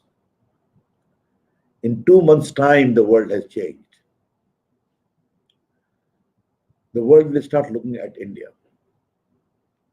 In particular, I am very excited about the immense potential it is unfolding in the field of electronics, electronic manufacturing to be precise, because electronic manufacturing is also a part of the larger facet of IT products. I can tell you that when we had come to power, India was having only 2 mobile factories. Now India is home to 268 mobile factories. Many of them have resumed working in the wake of lockdown. Closer home in Delhi, Noida, and Greater Noida have 97 factories. India today is the second biggest mobile manufacturer in the world. What is our ambition? To make India as the #1 manufacturer in the world. Medical electronics. For these two, we have come with big package, 50,000 crore for one, and nearly 15,000 crore for the second. That is production linked incentive, cluster incentive, component manufacturing incentive. Now, in the wake of COVID, healthcare would be in the core of governance priority. Why it is a country of the size of India does not have Make in India MRI machine?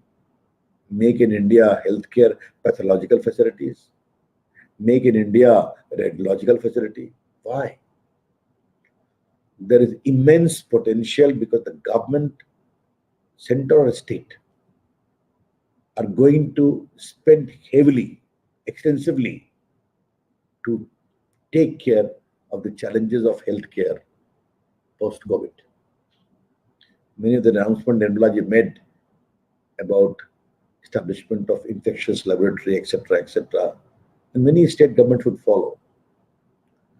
There is an immense market of these healthcare electronics, which we are very keen to push forward to. PM is very keen for Make in India, even in defense forces. You must have heard about it. It's strategic electronics, a key component of IT hardware, is another extraordinary area waiting to be explored. I am pushing it in my own way, handling the electronic portfolio. But I am urging all of you to start exploring these potentials. I would never deny these 6 months, coming months will be hard. The 2 months which we have passed have been harder. But Indians have a basic tenacity to really jump back again. And I believe apart from the lockdown, which the country responded to the PM's call, this tenacity of Indian human body was also an important factor. The death was the lowest in the world vis-a-vis the size of India, population of India. You must have talked about the working norms. Social distancing will be the norm. Mask will be the norm. How you follow your food habits will be the norm. Maybe Namaste will become the important part of your chatting also on video or on IT or one-to-one. But you'll have to learn to live with all this. I know it is a passing phase. But since I'm a very great optimist and my Prime Minister is a super optimist, I'm sure this particular pandemic will give us a real opportunity. Therefore, when COVID-19 creating new norms, my concluding take would be, you become the agent of creating the new norms. You all are enterprising professionals of creative mind. The way Indian startup movement picked up, I know it is under a challenge. It'll bounce back again. I have no slightest doubt. And we'll do our best. And by the way, I wish to clarify, in the MSME, the revised definition, even IT companies come, because it deals with services also. Therefore, have patience, have commitment, and have hope. And we shall overcome. I'm very happy that the Moneycontrol gave me the platform today to share my ideas. And thank you, Chaudhary, once again for the kind words you used for me. Greetings. Thanks once again. Thank you so much, sir. Thank you so much for this wonderful perspective, and actually also telling us that we shall overcome. Indeed, we shall overcome, and also actually highlighting a lot of points where this could be India's moment in electronic manufacturing in various other related aspects, including healthcare electronics and how India can actually be the engine of change in the new world order. Thank you so much for dropping by. It's always a delight to have you here and speak to us. Thank you so much. Thank you. Thank you.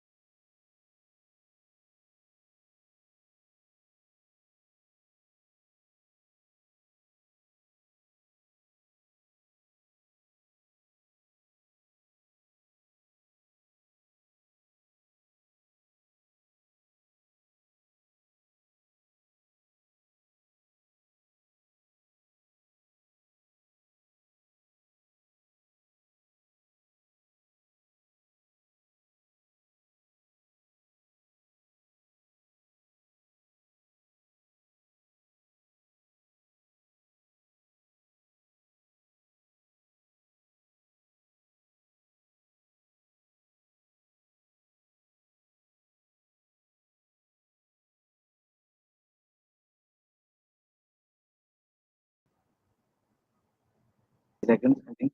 About 30 seconds.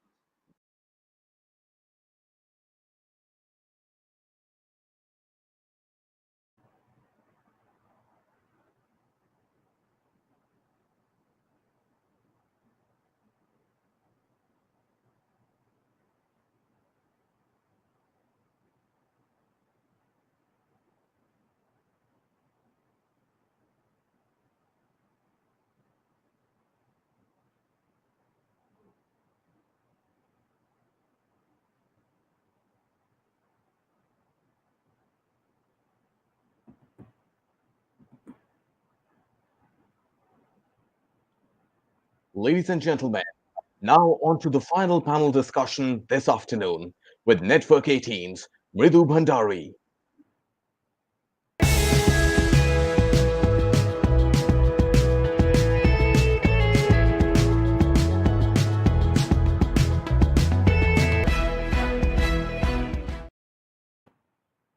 Good afternoon, ladies and gentlemen, and a very warm welcome to this final session at the Moneycontrol Virtual Summit on the future of Indian industry.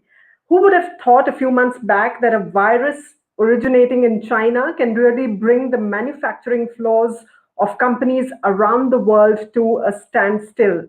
Well, that's the reality that we've lived with over the last couple of months. And after almost 2 months of lockdown here in India, production is slowly being resumed across manufacturing verticals.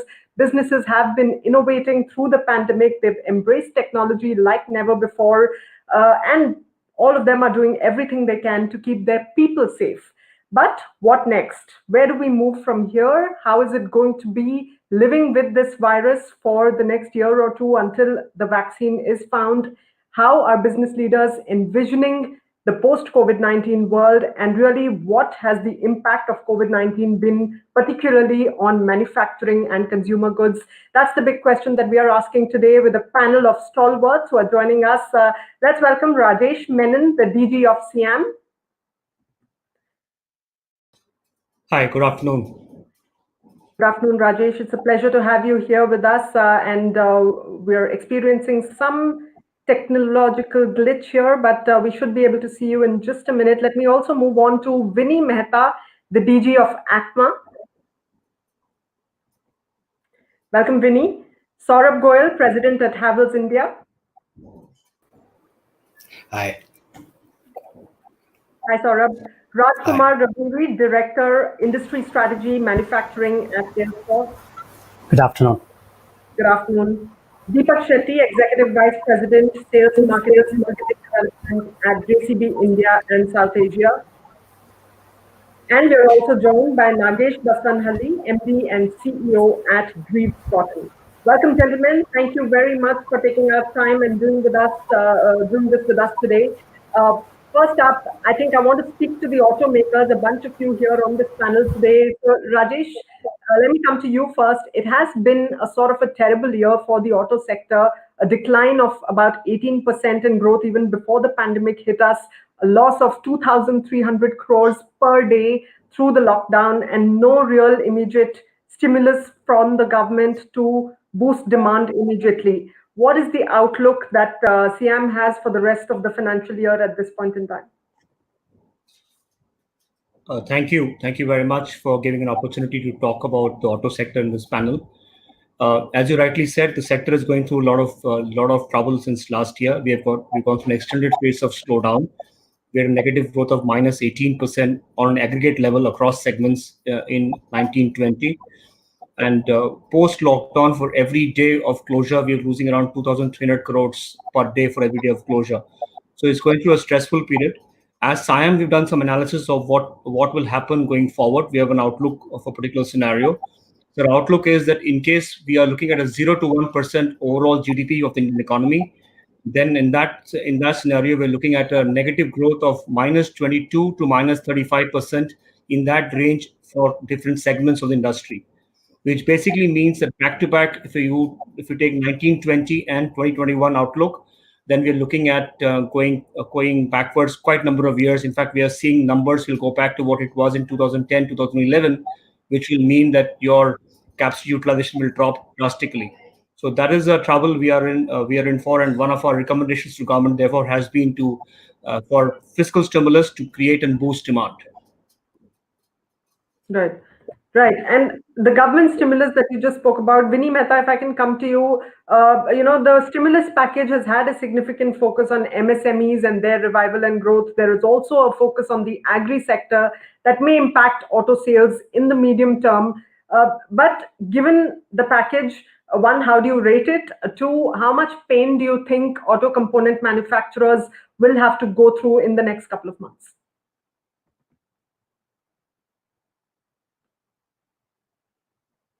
Vinny, can I request you to unmute your mic, please? Yeah, there you go. So thank you so much for having me. And picking up threads from what Rajesh said, the automotive industry is really in a bad shape. And going forward, we see maybe just about 50% of capacity utilization. So the industry is very, very concerned. But yes, of course, we do sort of appreciate the package that the government announced, especially on the MSME front. It's been a long-standing ACMA recommendation that the MSME definition be changed to what it has come out to be. So yes, we are thankful to the government on that. But essentially, the back end is being activated, but you also need the entire value chain activated through a demand package. So they need to go hand in hand together.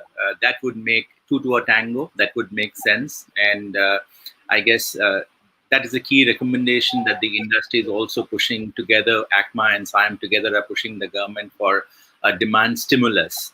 Yes, indeed, the rural economy is not as adversely impacted because of a bumper Rabi crop, and also keeping fingers crossed, the COVID hasn't impacted them as much.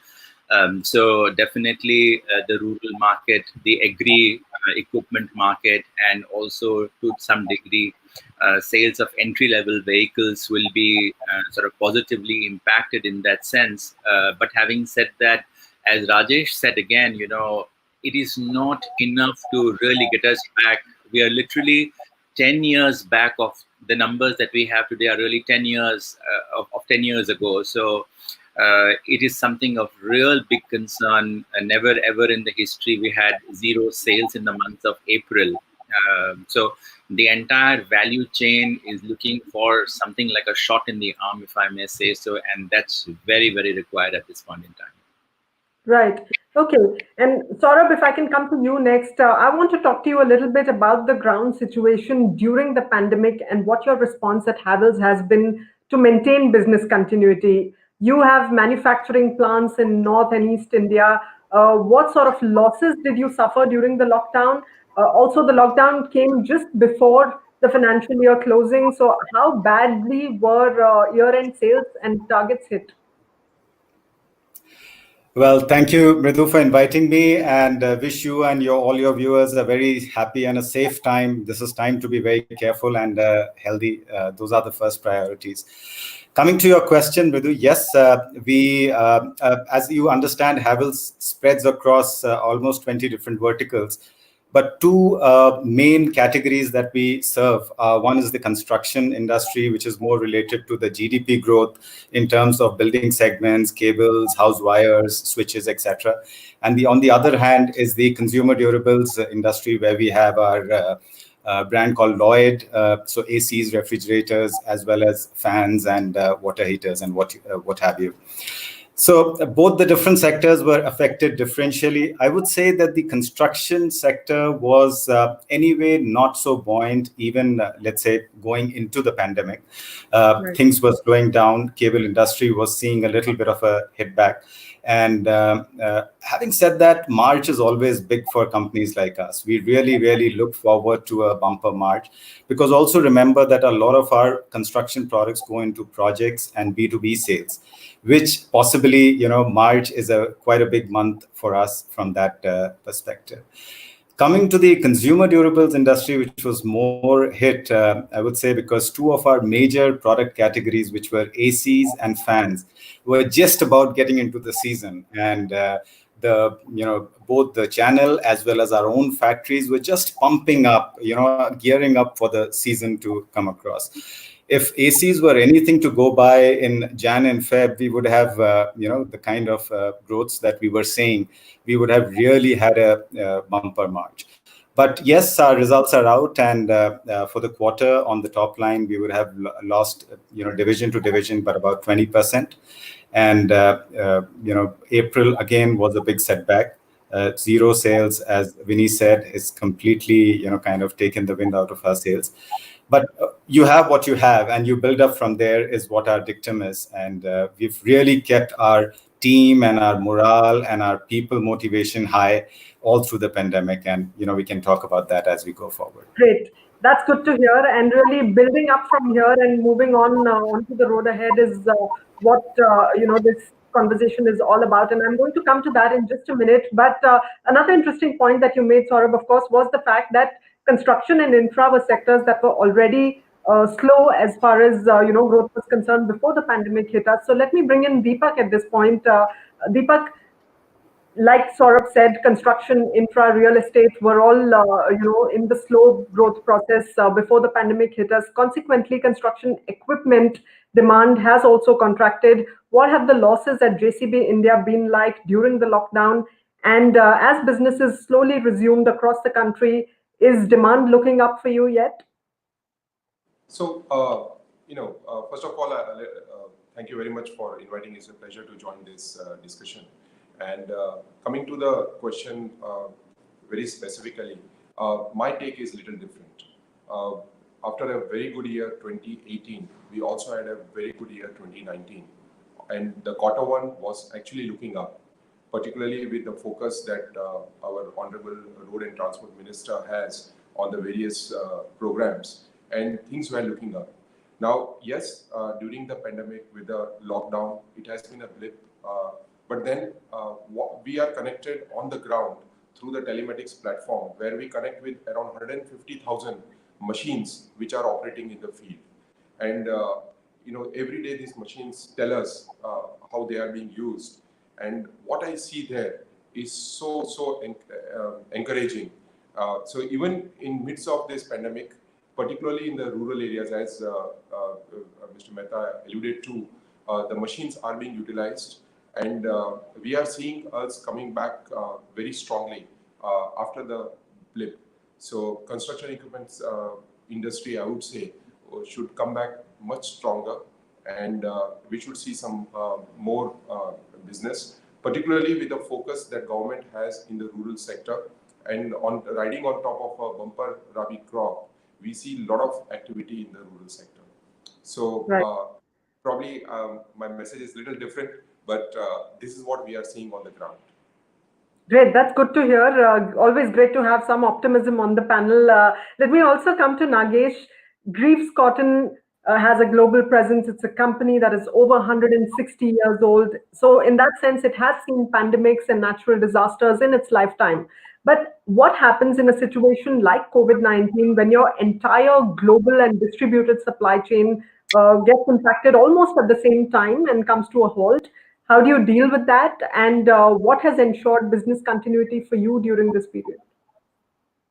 Yeah, thank you. Thanks for having me. Like you said, we've been around for over 160 years. The good news is we've seen ups and downs during our history. In terms of, we are not any immune, like my other colleagues talked about. I think we've had last 6 to 8 weeks of real tough times. Now, where do we go from here? I mean, when I look at both on the B2B side and on the B2C side, on the B2B, where with the automotive BS6 ramping up, we do see demand picking up. The challenge for us is on the supply side, where some of the start-stop hasn't helped. So I think hopefully the suppliers will get back and ramp up, because we are only as good as our supply chain. Our supply chain needs to all come back on, right? And on the B2C side, we're seeing our dealers, especially on the south, come back up faster, and hopefully that will continue on the north and the west over a period of time. Right. Right. And Raj, if I can come to you next, one thing that this pandemic has done is that it has accelerated digital transformation for a lot of companies across scale, across sectors. Share with us some of the top trends that you're observing in your, manufacturing customers as they try to battle it out and survive the storm. What are the conversations with these customers looking like at this point in time?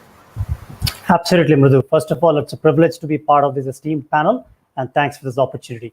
So I think some of our esteemed guests talked about, so clearly I think this is a crisis which is unprecedented.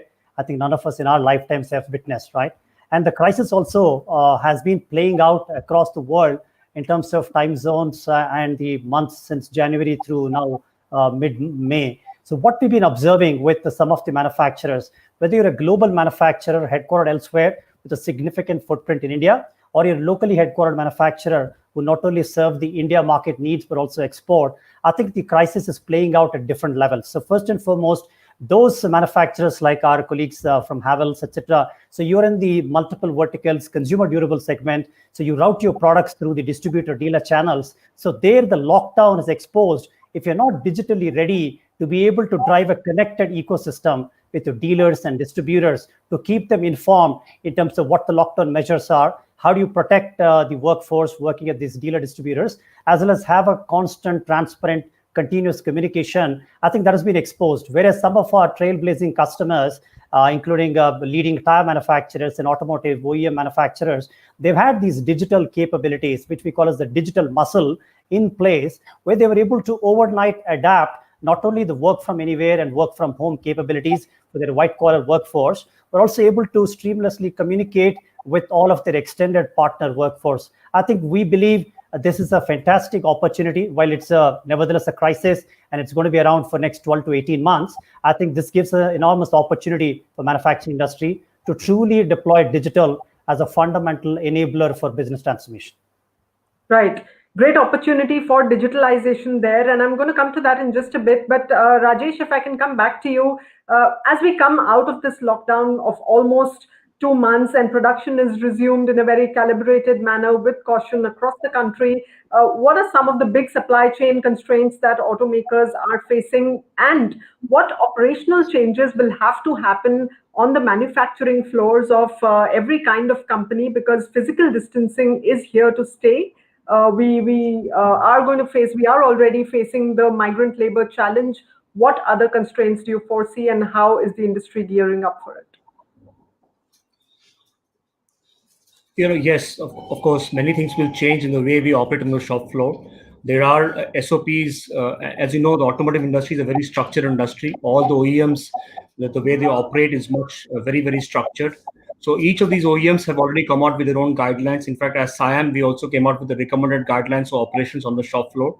So from a hygiene perspective, from a social distancing perspective, from a protocol perspective in terms of thermal scanning, what happens if there's infection on the floor, on the shop floor, I think there are lots of those practices which are now being followed, being tested. As you said, many of our OEMs have, of course, some of them have started production already, and some of them in a limited way, and some of them also are doing pre-production activities, which primarily ensures that these SOPs are now in place. So on the shop floor, things will change quite a bit in the next few months. But as I said, industry is a very structured industry, and we are very sure that we will be able to find a way around. Right.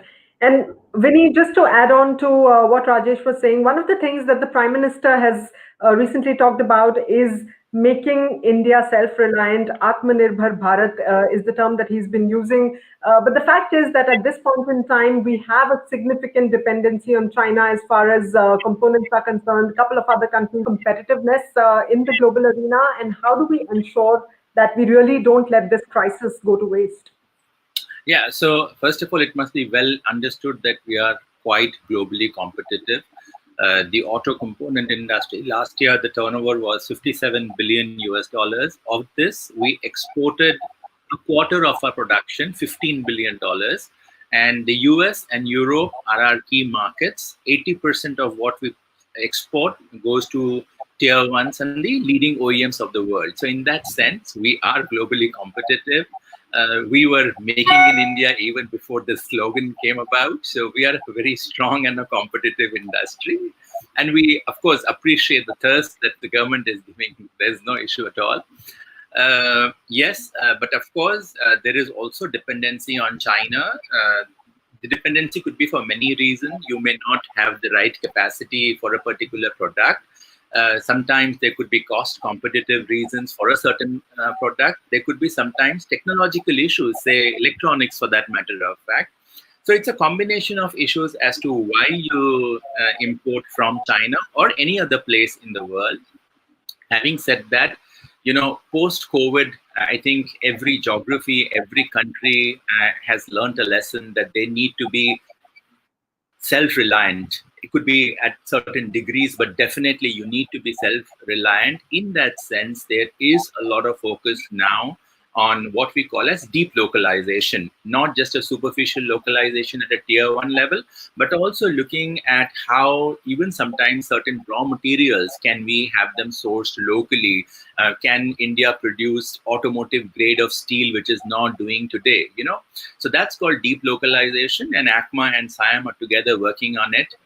And I'm sure this is the third or the fourth downturn that we are witnessing. I'm very confident that we will come out of it. It may take a little bit of time, but then we are so enriched with the lessons. We are a very resilient industry. The entire industry has come together never before to support each other. This is something really phenomenal, and I'm really proud of the way the industry has moved forward, at least supporting each other. So yes, these are troubled times, but definitely, we will get over them. There's no denying that. Indeed, collaboration is going to be key for nations, for businesses, for citizens to move forward and beyond this pandemic. Raj, if I can come back to you, we are going to be living with the virus for some time at least. Work and workplaces will all be transformed. So in this time, how can organizations become faster and more agile? Is digitalization really the only answer to get there? Absolutely. I think fundamentally we'll have to, eliminate the cover around what digitalization means. So digitalization is not just about deploying new technologies. It's fundamentally ability to reimagine your workforce, your work processes, and what markets you want to serve. When you pull all of that together and then apply digital as an enabler to not only energize your internal business agility inside your organization across the lines of business and the various functions, but also how do you keep your extended partner ecosystem, the route to market, how are you going to route your products, distribute those products, and also ability to apply new age artificial intelligence. And also our colleagues from JCP talked about the intelligence that the machines are giving you. So ability to harness all of these touch points, interactions, how consumers are consuming and using this equipment. How do you apply that intelligence into a data-driven culture so that you can completely reimagine new products, new services, and new business models? So fundamentally, digitalization is the new fabric and a new muscle that you need to bring into the organization. It is an enabler that provides significant sustainable growth for manufacturers. And I think India is at the cusp of that. While the crisis is presenting an opportunity, in the near term, we'll have to deal with the healthcare crisis and able to provide the workforce safety, protection, reopen the business. But I think the consumer also has evolved significantly. So being locked down at home for 8 weeks, consumers have adapted to this completely digital. So every manufacturer has to evolve into this phygital experiences, contactless, touchless experiences. So that forces you to not only collaborate closely with your dealers and the partners, but how do you embrace them while you open a direct-to-consumer channel? So it's not an alternative, it is coexist. So this brings together a lot more collaboration and a connected ecosystem approach to the entire industry. Right. And Deepak, would you like to weigh in on that? At JCP India, how much of your decision-making is data-driven on a daily basis? And going forward, how do you see this whole man-to-machine relationship changing? Phygital, like Raj said, is definitely going to be one of the most important channels for manufacturers, for sellers to really look at. What else do you think is going to change? No, I really like the analogy that Raj used about the muscle. And we always had the digital power, but like a muscle which is not often used, it was there. But this crisis has made us use this muscle. And in JCB India, all our machines, whether they are on the factories, also they are talking to us. So it has really helped us connect with our dealers, connect with our customers. We have launched massive training programs not only training JCB employees, but also our extended partners in our dealerships. We have conducted we have covered more than 10,000 people. So training, upskilling has been a great support from the digital side. But if I come back to the business side, as our outlets were slowly opening out, on my laptop, I have direct visibility of what part is sold at a dealer counter. So that type of connect on the ground really helps us plan better, really helps us connect better. And also, as Raj alluded to, the business practices are going to change. So we are now thinking about, and we are working on, how we can take the business to the customer's doorstep. We have a parts app through which a customer sitting at his house can order parts, and the parts go to the customer. So we are further and further enhancing this. So digital absolutely is the key. And I want to tell that last few days, while we have not been physically connected, but I think mentally, digitally, we are probably connected with each other, and business is going on as normal. So I think it's a great tool to use, and we are trying to do more and more on this front. Right. And I'm going to ask Saurabh to weigh in on this as well. Is digitalization the only answer for agility and efficiency in a post-COVID-19 world? Or really, for a business like yours, can low-cost automation also be a good option? And as a business leader, what are the new ways of working that you're considering at this point in time, given your present resources? Though I'm so excited you didn't miss me on this one, because it's so personal and so key to our operations.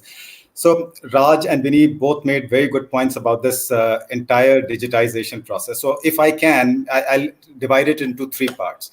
It is digitization of the way that we interact with our Salesforce, with our channel partners, in all the kind of team members, etc. That is on the digitization part. Automation of our processes. So whatever processes, and there possibly I will take an example of a low-cost automation that you just mentioned. And third element of this whole puzzle is, as again Raj said, that people are experiencing a lot of their products rather than just using them. They are really experiencing them. So automation and let's say smartness of their products is the third element of these products. So if I can touch upon each. Digitization has really held us in good stead this entire pandemic process. The moment we realized that we have a very high sales force, about 2,500 people, what would they be doing? I mean, salesperson thrives on sales and getting the orders and interactions. So we had a massive training program over our software, which we kind of divided. As I mentioned, we have 20 different verticals. We had our product training program, some soft skills training program, and once this was successful, and as Raj again mentioned, we extended this to our channel partners as well as their kind of large community. And even our chairman got on to kind of address almost about a 4,500, 5,000 kind of channel partners. So digitization, I just hope that we learn the lessons. We've learned the lessons of digitization in this pandemic, and we don't kind of do work as usual as we start. And if I can just add in on the LCA that you mentioned,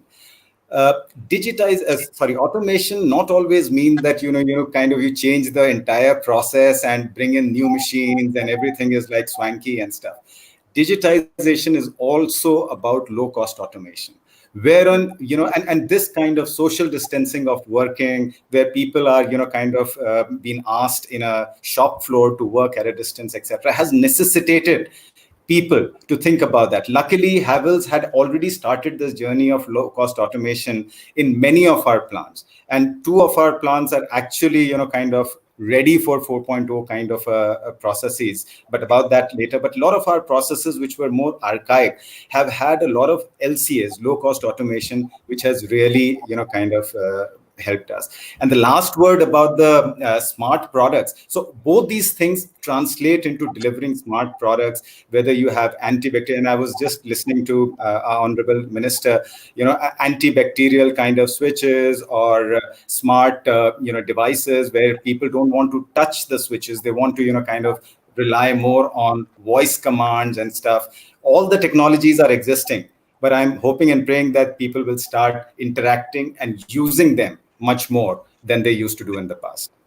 Right, and the minister also reinstated his faith in the startup and small business community in India and really urged everyone to try and find solutions to things like video conferencing, diagnostics, etc., and really make all of these things in India. But let me pick up a couple of audience questions at this point, and we have Tej Bahadur Thapa asking, how would India's relation with China be dealt with post-COVID-19 in terms of manufacturing and raw materials? Maybe if I can bring in Vinny Mehta at this point, if we can switch over to Vinny. Vinny, I'd like to hear from you. What do you think is going to happen to the India-China relationship post-COVID-19 in terms of manufacturing and raw materials? Is the sentiment amongst manufacturers in India negative towards China at this point in time?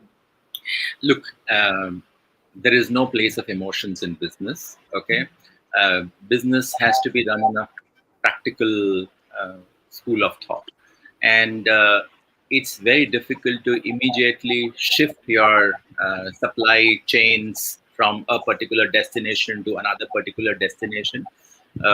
Say if at this juncture you're thinking that we'll just stop sourcing from China and make everything in India, that is not going to happen in a day's time or 2 days' time. You know, it takes a lot of time. You have to create products. There is testing. There is validation.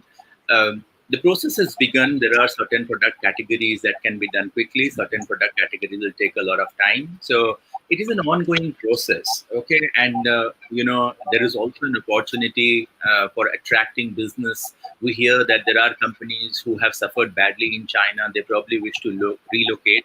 So there's a good chance for India if the industry and the government put their act together, we aggressively market ourselves. If the government were to give them incentives and, you know, stand by their commitments on the incentives, I'm sure we can attract new technologies, or we can help companies strike joint ventures with companies who want to have a China plus one sourcing. Okay. So this is a medium to long-term strategy, but in the immediate future, I'm not very confident on it. I don't see switching over as soon as possible. And again, once again, going back on an India-China relationship, you know, geopolitical relationships, there's a lot of give and take in that. So I don't need to get into that. Right. All right. We also have another question, which is that what is the impact of non-availability of labor force on manufacturing? Aditya Kothari asks this question. And if I can bring in Nagesh on this one, Nagesh, migrant labor going back home has been a problem for many businesses. How would you like to answer this? Yeah, I think that is an issue, not just for people like us, but also our supply chain, our tier 1, tier 2s, right? So I think I give a lot of credit. A lot of work has gone on wherein people are trying to figure out by bringing in labor from the local villages. But that is a real issue. I think we have to figure out over a period of time how to attract that migrant labor back to the cities and the towns, and maybe even incentivizing them, right? But yes, that is a issue, and we as an industry have to work through to get them back. Right. All right. And we have a question for Deepak as well. And this one is from Sandeep Shastri. He asks, will someone like a JCB make India its primary manufacturing hub rather than depend on China or rest of the world? Deepak, I know that you do manufacture some bit in India as well, but is that likely to become your primary destination? What will it take for you to manufacture in India much more in the future?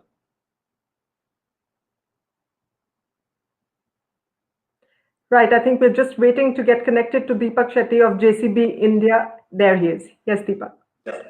So it's a very good question, and I want to assure Sandeep that JCB India is one of the primary manufacturing hubs. In fact, we export our machines to more than 100 countries from India, and the largest backhoe factory in the world for JCB is here in Vallabhgarh.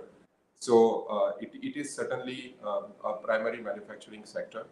The second part of your question is about China. I'm also very happy to mention to you that JCB for last 40 years has been working very closely with our supply chain partners, many of whom are in MSME sector, and we have been working on upscaling them, moving them up the technology value chain. And today on our Baco, which is our flagship product, 96% of parts are sourced from India. And this an ecosystem that we have developed in India also helps in supporting our 22 factories, whether the factories are in UK, USA, or in Brazil, or even in China. So for JCB, India is a big, not only a manufacturing base, but also we heavily depend on our suppliers in India to support all our factories around the world. Right. Great to hear that, and hope you continue to do business much more in India. Let me also bring in the next question, which is from Ashok Thorat, and he asks, OEMs are facing forward and backward disruption. What are the steps needed to overcome this problem? And if I can bring in Rajesh at this point, Rajesh, OEMs are facing forward as well as backward disruption. What are the steps needed to overcome this problem? That's a question we have from one of our viewers, Ashok Thorat. Would you like to take that, please? Yes, in the short term, we're having issues both in terms of both backward linkages and forward linkages. Backward linkages in terms of supply chains. In the whole process of exiting the lockdown, we found that while OEMs were allowed to open up, but our suppliers who were based in red zones were not allowed to open up. So we had a bit of an issue where the supply chain couldn't open up in its fullest manner. So, but things are changing in the last few days. Even we are seeing a lot of suppliers, component side also opening up. Similarly, in the forward linkages with dealers, we had a lot of issues because retail was not allowed. So while we were allowed to resume our activities, but with retail not being allowed to open, there's no point. So companies did not open up their operations. But now things have the last 10 days, both suppliers and the dealer side, there are a lot of movements, and I think things are slowly settling down, and you will start seeing better efficiency in the entire value chain. Right. Great. And Raj, if I can bring you in at this point, in India, we've been sitting on the edge of technological disruption for a while now. We've been having boardroom and seminar and event conversations about Industry 4.0 for a long time, and about leveraging technology and really increasing automation. In a sense, will this pandemic then really accelerate the pace of this, adoption and embracing of Industry 4.0? Absolutely. I think we fundamentally believe in that. I think one of the things that India has an opportunity, especially in the manufacturing industry, is typically we've focused on the supply side and the demand side in terms of addressing it at mass scale. That means we need to understand what products the customers are willing to buy and accordingly design and manufacture and distribute those products. But I think we are starting to understand within the customer demographics, there are multiple micro segments. So whether you're an appliances player or your automotive manufacturer, ability to not only stitch together your standard functional processes, but leverage digitalization as a key enabler to go into hyper personalization of your products and able to drive intelligent product variants, whereby the end customer who feels he's getting differentiated experience, possibly at a much lower cost, you can have a higher profitable end product as a result. So rather than invest too much on rejigging the manufacturing shop floor, jigsters, fixtures, and the tools, how do you leverage the digital-based adaptation and pull that consumer insights to make your product smarter and make those multiple millions of varieties and variants, so you can combine the forces of digitalization with the manufacturing excellence driven through Industry 4.0. I think we're at that cusp, and we believe consumers are ready to kind of embark on this revolution. Right. And Saurabh, if I can come to you, is this pandemic also a time in which only those businesses who have significant financial reserves, or those who have the ability to pivot to the needs that this pandemic is creating right now, will actually survive? For instance, bicycle makers have switched to making ventilators, sanitary pad manufacturers have gone on to make face masks, alcohol manufacturers have started manufacturing hand sanitizers, in a sense pivoting off from their original chain of thought and their product or service. So in that sense, would you say that innovation is really going to be the only way forward, and particularly for small businesses that don't have very high cash reserves? Yeah, hi. Well, this is, I won't say, kind of innovation. This will be more like opportunism, because, that is the need right now. And what better to, start utilizing your men and machines, if not for those kind of products which are more in the need. This is, I feel that this will be a medium term or a short term kind of a phenomena. But more than the products, those companies and those manufacturers and suppliers will survive, who will fundamentally change the way they kind of do their operation. So one is certainly about digitization, but that isn't everything. It's also about how do you manage your inventory. Inventory is going to be much more driven by the consumer side rather than the fact that, okay, I have only 2 suppliers and he has an MOQ, so I have to buy that inventory and keep it on my hold. So, this kind of a situation which Mother Nature has, kind of imparted on us has really made us aware of, going back to the basics in terms of those suppliers who can manage their machine, methods. Very importantly, they can bring automation and digitization in their process, in the way they work. So my sense is that all companies have a long way to survive. We shouldn't get motivated by what's happening in the immediate future. Right. But systems and processes will have to fundamentally change. All right, systems and processes will have to fundamentally change. The other big change that we are seeing, at least in public conversations, is that sustainability is now taking center stage. It's something that businesses have been talking about, have been adhering to, at least at a compliance level.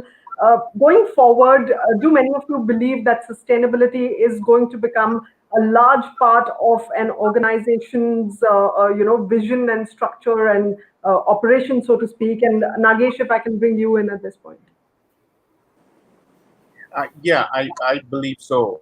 Obviously, times like this also teach us a thing or two, right?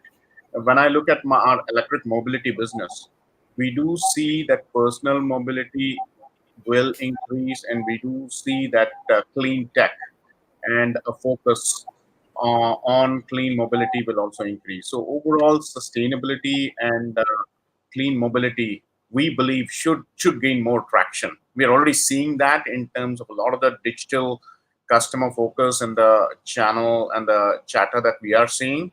But we do believe that's will be one of the areas going forward.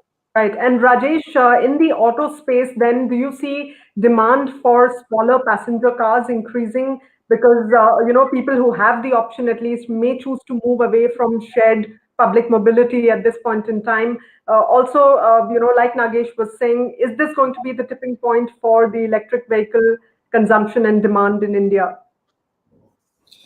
Yeah, on the issue of passenger vehicles vis-a-vis shared mobility, yes, we will see a trend towards buying smaller vehicles, smaller passenger vehicles. In fact, there is a view that both smaller passenger cars as well as maybe even two-wheelers may see a uptrend, because people will prefer those personal mobility options vis-a-vis shared mobility options in the short term. But as I said earlier, it all depends on the overall economy. If the consumer has got job threats or job losses or salary cuts in his mind, we're not sure to what extent he will go to buy a new vehicle. So it all depends on the overall economic performance, and think. Although there is a feeling that from a trend perspective, you might see a little bit shift towards some of the personal mobility options. Coming to EVs, yes, from a pure business sense, keeping the current fuel price in mind, keeping the current trends in mind, EVs may not be a commercially viable option as of now.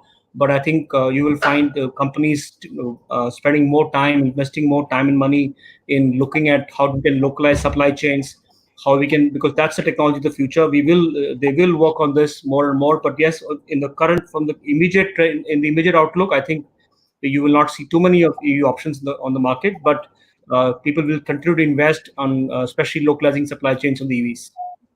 Right, absolutely. And Raj, if I may come to you, what are the conversations with your manufacturing customers in particular looking like as far as sustainability is concerned? Is that a prime focus area for most of your customers now?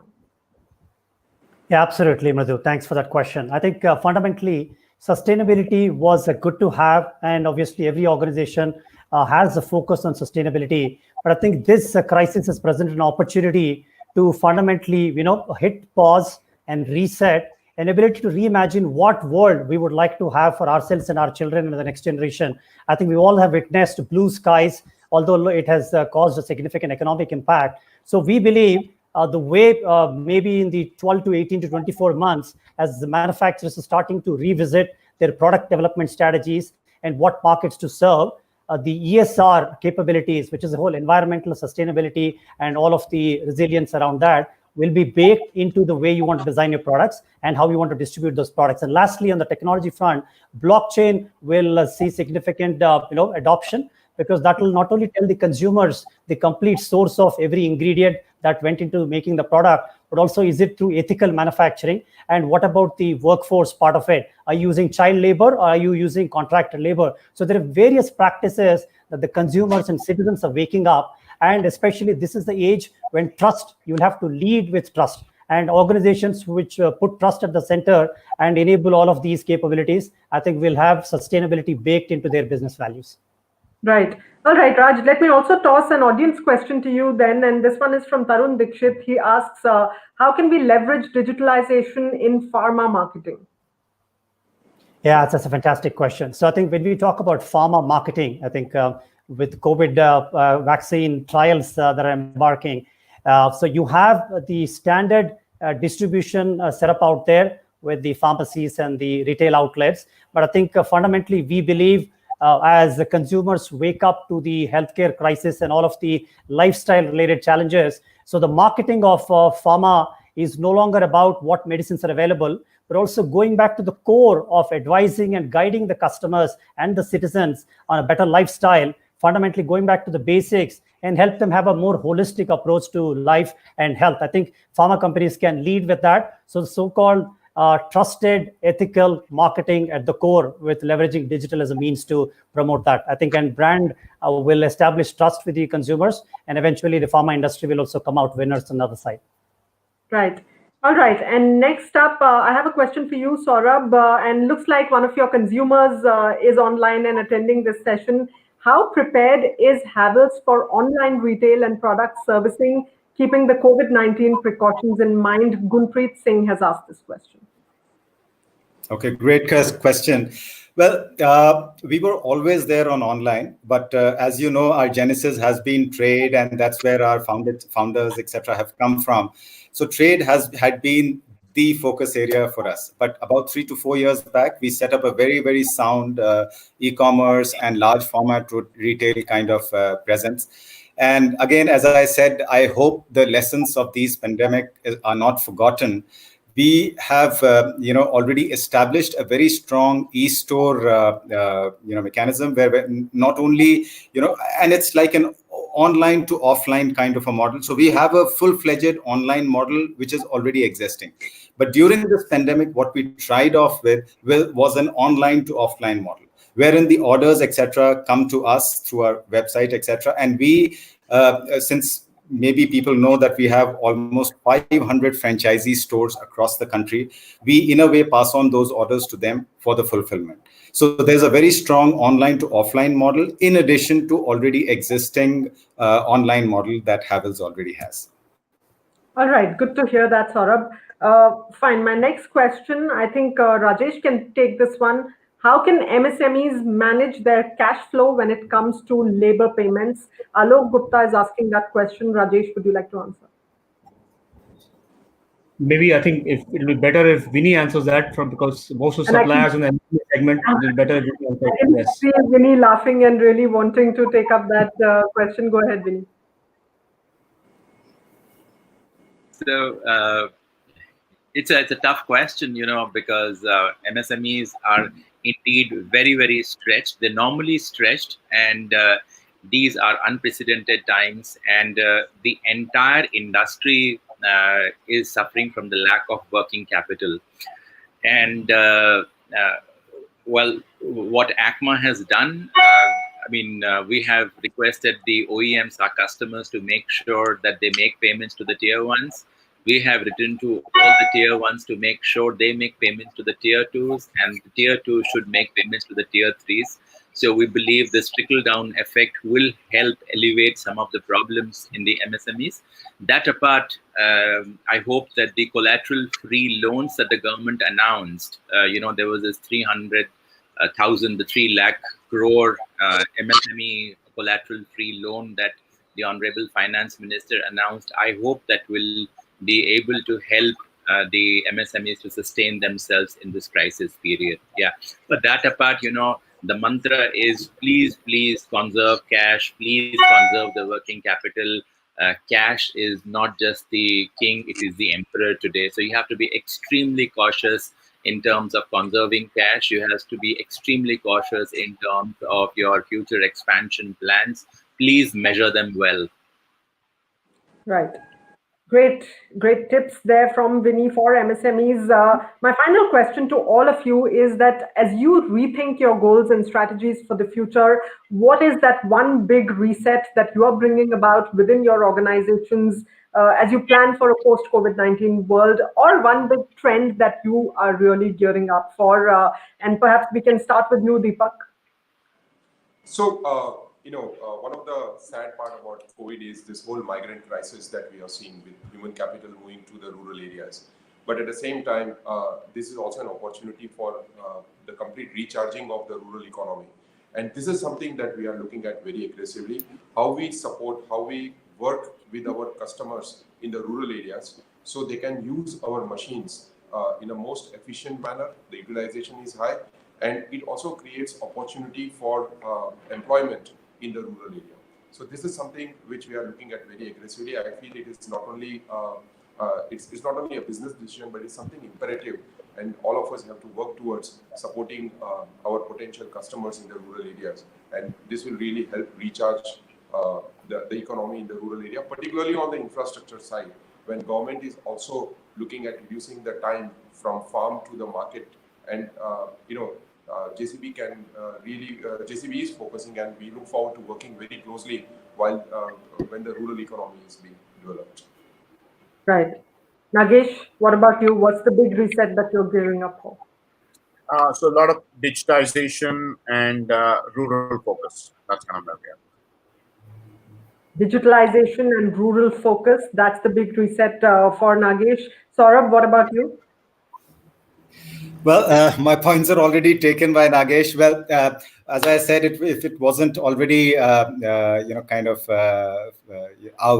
I would like to go for a strong digitization, lessons of automation taken, and not because it's a big fad or something, but because it makes a lot of, business sense. And finally, kind of focus towards innovative products, which will really, really help the customer moving forward. So that would be my take. Right. Rajesh, what about you?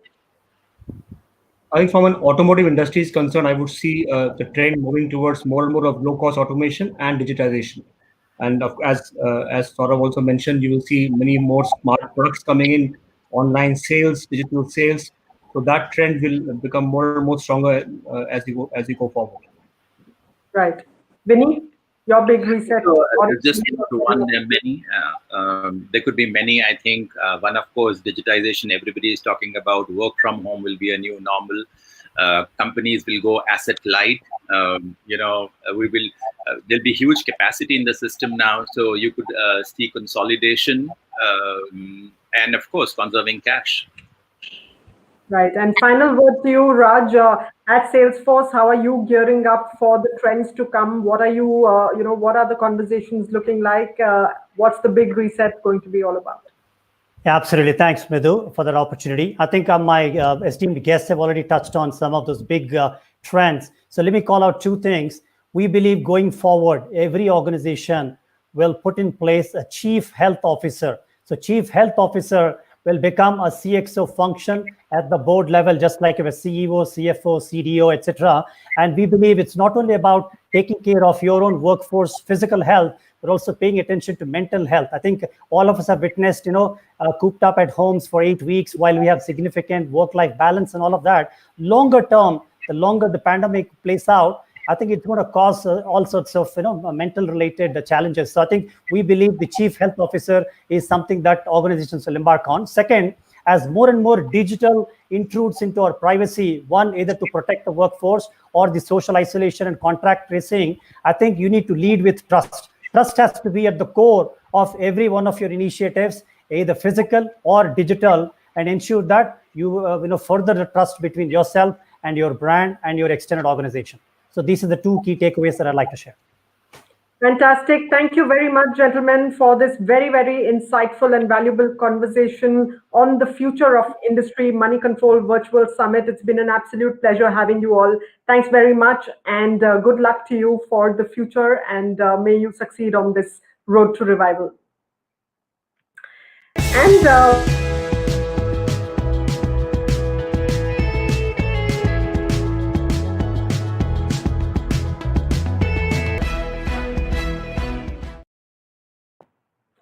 And with that final session, we come to the end of this Moneycontrol Virtual Summit on the future of industry. It's been a very exciting couple of hours as we've had industry leaders as well as policymakers sharing their vision for the future of industry in India and really around the world. We've had some very, very interesting ideas on how the future is going to shape up. We now have technology that can help us save time, that can help us go through remote collaboration as we've all experienced over the last couple of months. You can save time, effort, you can cut down commute. It can help you add diversity to the workforce. These are some of the things that leaders have been talking about. Also, heading caution there on how work from home can really play with your mental health, what sort of psychological impact work from home can leave on employees. Most of us do enjoy human interactions, so that's something that organizations will have to perhaps watch out for and get into a more blended mode of working. What sort of, some of us do not have homes that are conducive to peaceful work from home, especially first jobbers who are just starting out, sometimes may not have spaces. In that sense, can there be effective collaborations between co-working spaces and large companies? Those are some of the issues that industry leaders have been talking about. We've, of course, also had Minister Ravi Shankar Prasad joining us on this virtual summit this morning. And one of the things that he said was that Arogya Setu app is perfectly safe to use for citizens of India. There have been significant concerns around data privacy and data breaches on the app. He's assured the citizens that the app is perfectly safe to use. He's also pushed the need for Make in India, for Made in India products across the value chain of healthcare services, in particular during the pandemic. Things like MRI machines, pathology equipment, diagnostic equipment are things that perhaps India should be focusing more on. He's also talked about video conferencing, a facility that we've all been using very extensively over the last couple of weeks. The fact that there is no great made in India video conferencing tool yet, and in fact the government of India is reviewing about 2,000 applications from startups, from entrepreneurs, businesses who wish to make a tool for video conferencing in India. So over the next couple of months, I think it's going to be very exciting to see what Indian industry makes of this opportunity, of this crisis, and hopefully we will all come out of it safely. Thank you very much, viewers, for joining us today on this Moneycontrol Virtual Summit. Wishing you safe and happy times ahead. Goodbye.